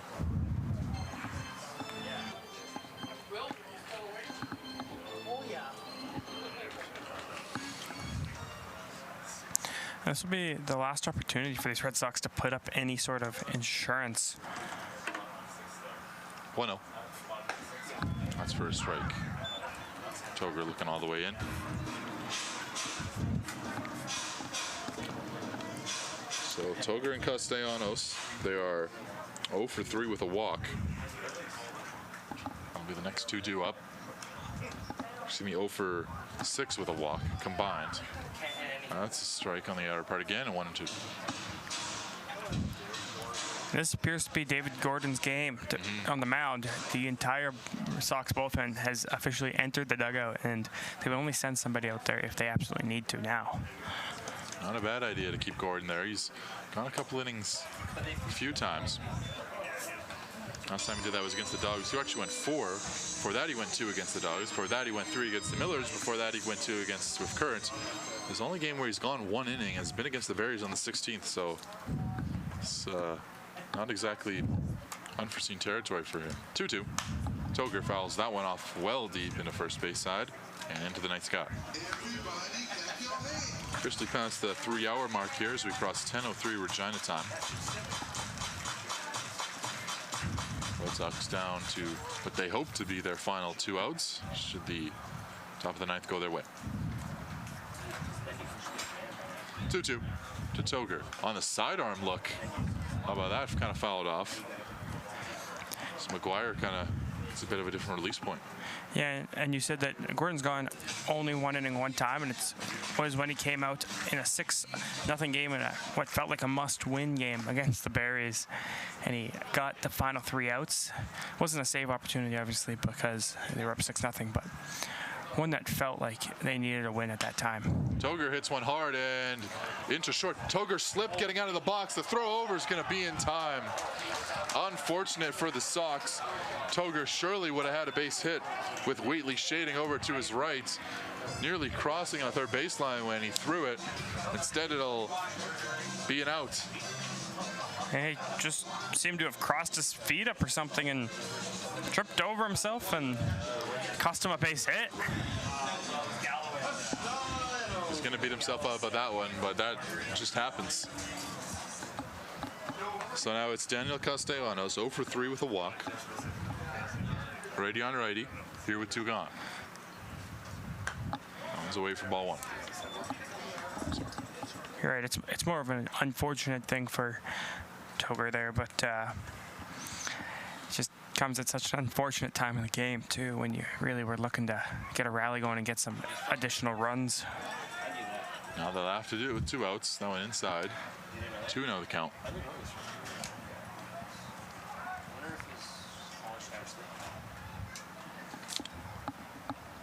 Two balls, no strikes.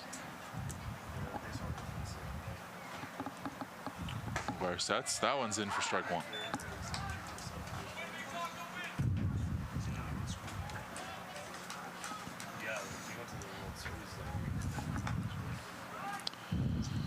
No real shift or pull side movement on the defense for Lethbridge. That one will be a way to bring the count to 3-1 here. And just for noting, it will be 6-7-8 due up for the Bulls in the top of the 9th. It's away, and it's a 2-out, 5-pitch walk drawn by Castellanos, his second base on balls of the day.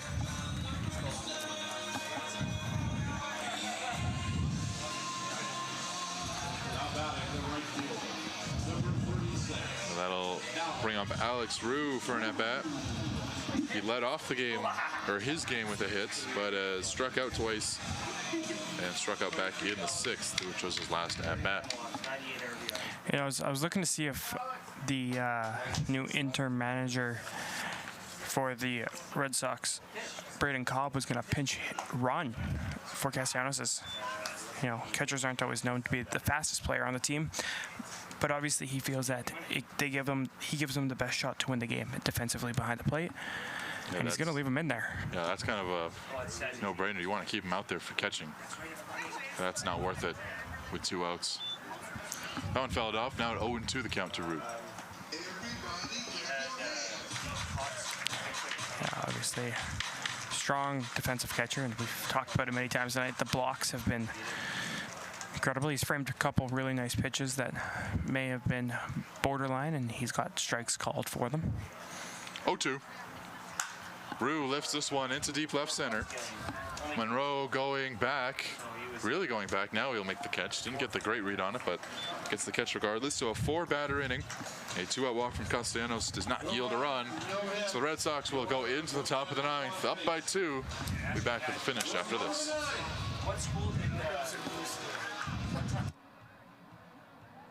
Regina leads it by a score of 8-6.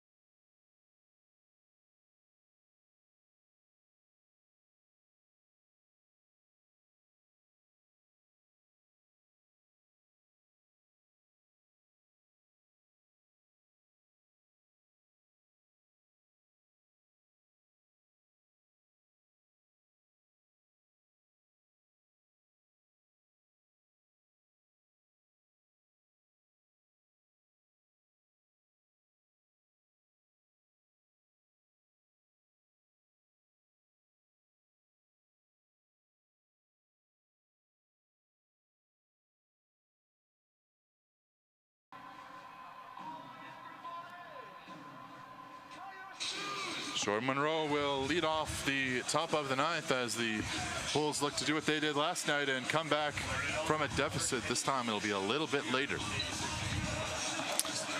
They'll face off against David Gordon, out for his 2nd inning of relief. He faced 4 batters from Haney to Kavanaugh, only allowing the 1 hit, stranding him. Jordan Monroe, he has gotten 2 straight base hits and is 2 for 4 on the day. First pitch in for strike 1. What are you looking for Gordon out here for this 9th inning? I'm looking for him to get in the strike zone and trust his defense behind him to make the plays, because You don't want to be out here walking guys in a 2-run game because there's that old saying of the bloop and the blast when it's a 2-run game, but a walk just is, it can be so lethal to it. To a defense trying to hold a game. Tries to go to the outer part of the plate to the lefty. Ends up missing. 2-1 the count. Red Sox faithful doesn't like that call from home plate umpire there. 2-1. Hitting under it was Monroe. It's going to go out of play. And even the count 2. There's a righty warming in that Lethbridge bullpen in case he is needed. And no one getting, or there is, now there's a little bit of movement. A catcher and a pitcher are in the pen. No one throwing though. It was unpopulated previously, but just in case. Here's the 2-2 on the ground. Over to second. Clean play for Fowler. 1 gone.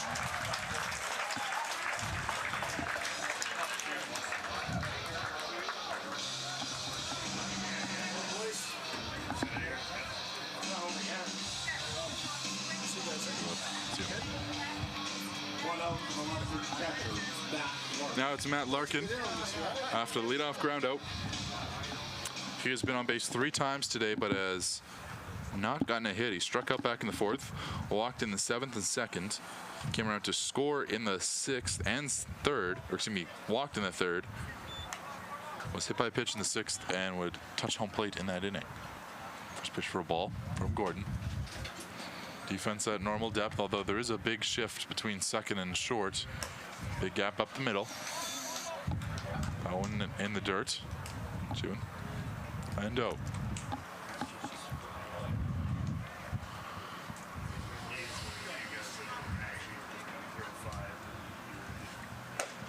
That's up there for a strike.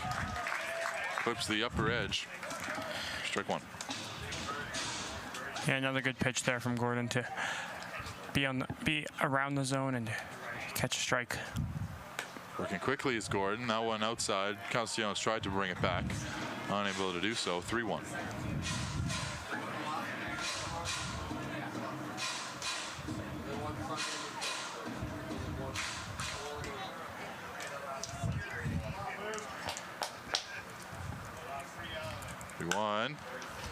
That one's given a ride out to right. It is going to be sliding, and a catch by Alex Rue. A fantastic play from the Red Sox right fielder for out number 2. Big applause here from the Red Sox faithful as he goes into a beautiful sliding catch. And now, a bit of conversation here on the third base side.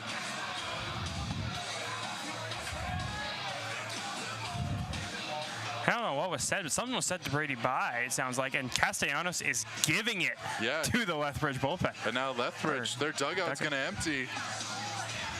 And with 2 outs here in the bottom of the 9th, and now everything's going to be quelled a bit. Plate umpire Jordy Dwyer is going to calm everybody down.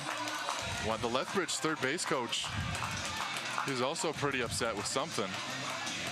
And Jalen Myers is out at home plate. Caleb Haney is also yelling to one of the, I think it's to the shortstop Anderson. Which I think was the at second base. I think those were the 2 individuals that were at second base. So it does come back around.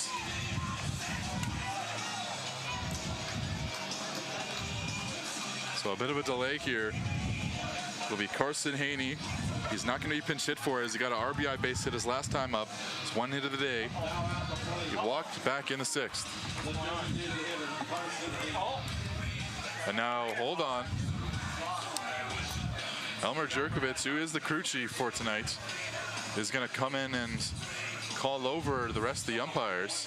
He just said something to Bye. It looked like Bye was walking in towards the meeting, and he told him to stay back, and Bye respected that from the very experienced. Of course, what this could be, could someone from the Lethbridge dugout be tossed, or? And of course, Elmer Jerkovich, being the third base coach tonight, would have had the best understanding of what just happened, because he would have been in and around that second base area when the first kind of, I don't want to call it. Yeah, instance is a good word to put. First instance happened, and of course he was at third base right next to everything going on. So Oh, now they're going to call over the two managers. So it looks like it's going to be Ryan McDonald and Braden Cobb coming over. Braden Cobb, first game as second game, pardon me, as the interim manager.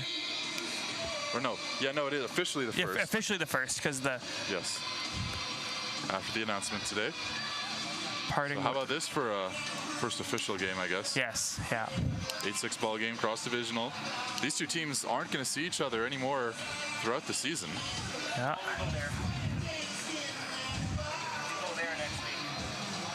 Oh, sorry. That'll be the last game here. They do play each other. Never mind. Or no, this is the last game of the season against each other. Yeah. This is a long conversation going on. Now, if I'm Castellanos, I'm getting Gordon to start warming up, and they're issuing warnings.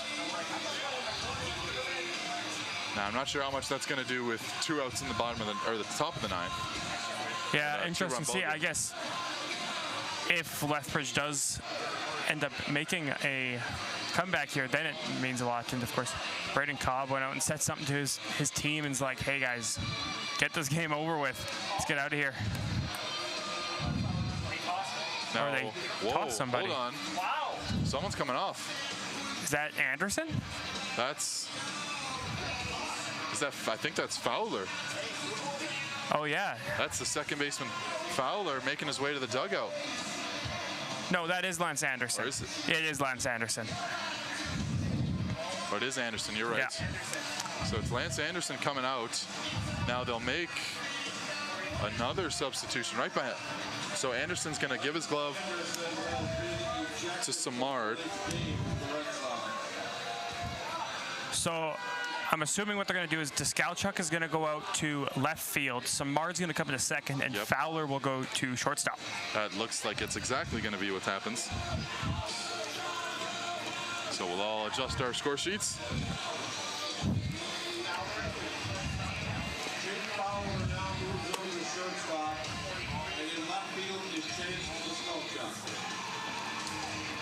And again, all this with 2 outs in the top of the 9.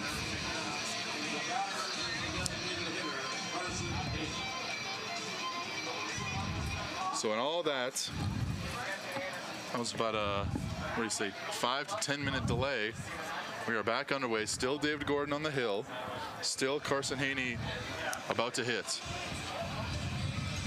A change of second, short, and left. Umpire's got to get his scorecard right.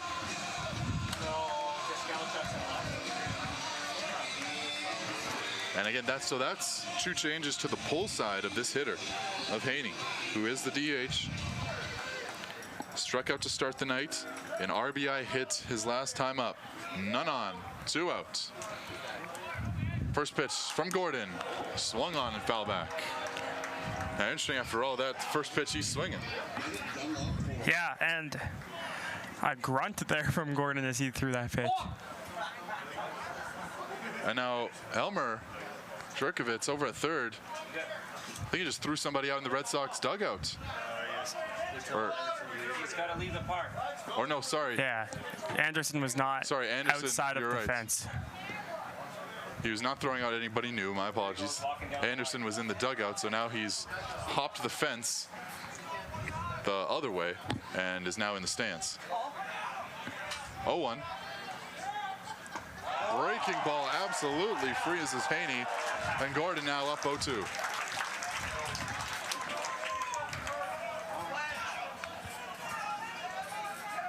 Gordon working quickly. That one misses high on the fastball. You know, it's good to see that Gordon doesn't like, because sometimes too much adrenaline out there on the mound can actually harm a pitcher. So after all of this, he was able to stay out of it and stay composed. 1-2, swung on and missed. And the Red Sox, an emotionally fueled end to this one. They are able to sweep Lethbridge. They take 3 out of 4 here on this West Coast homestand. They strike out Haney to end it. 3-2 Gordon puts out the final 3 in order. They strike out the last batter, 8 runs on 12 hits. They do commit 2 errors and win this one by a final score 8-6. Yeah, and the Red Sox are officially undefeated in the official era of Braden Cobb. Want to know, he starts his managing WCBL career. It'll be a spark that the Red Sox will hope.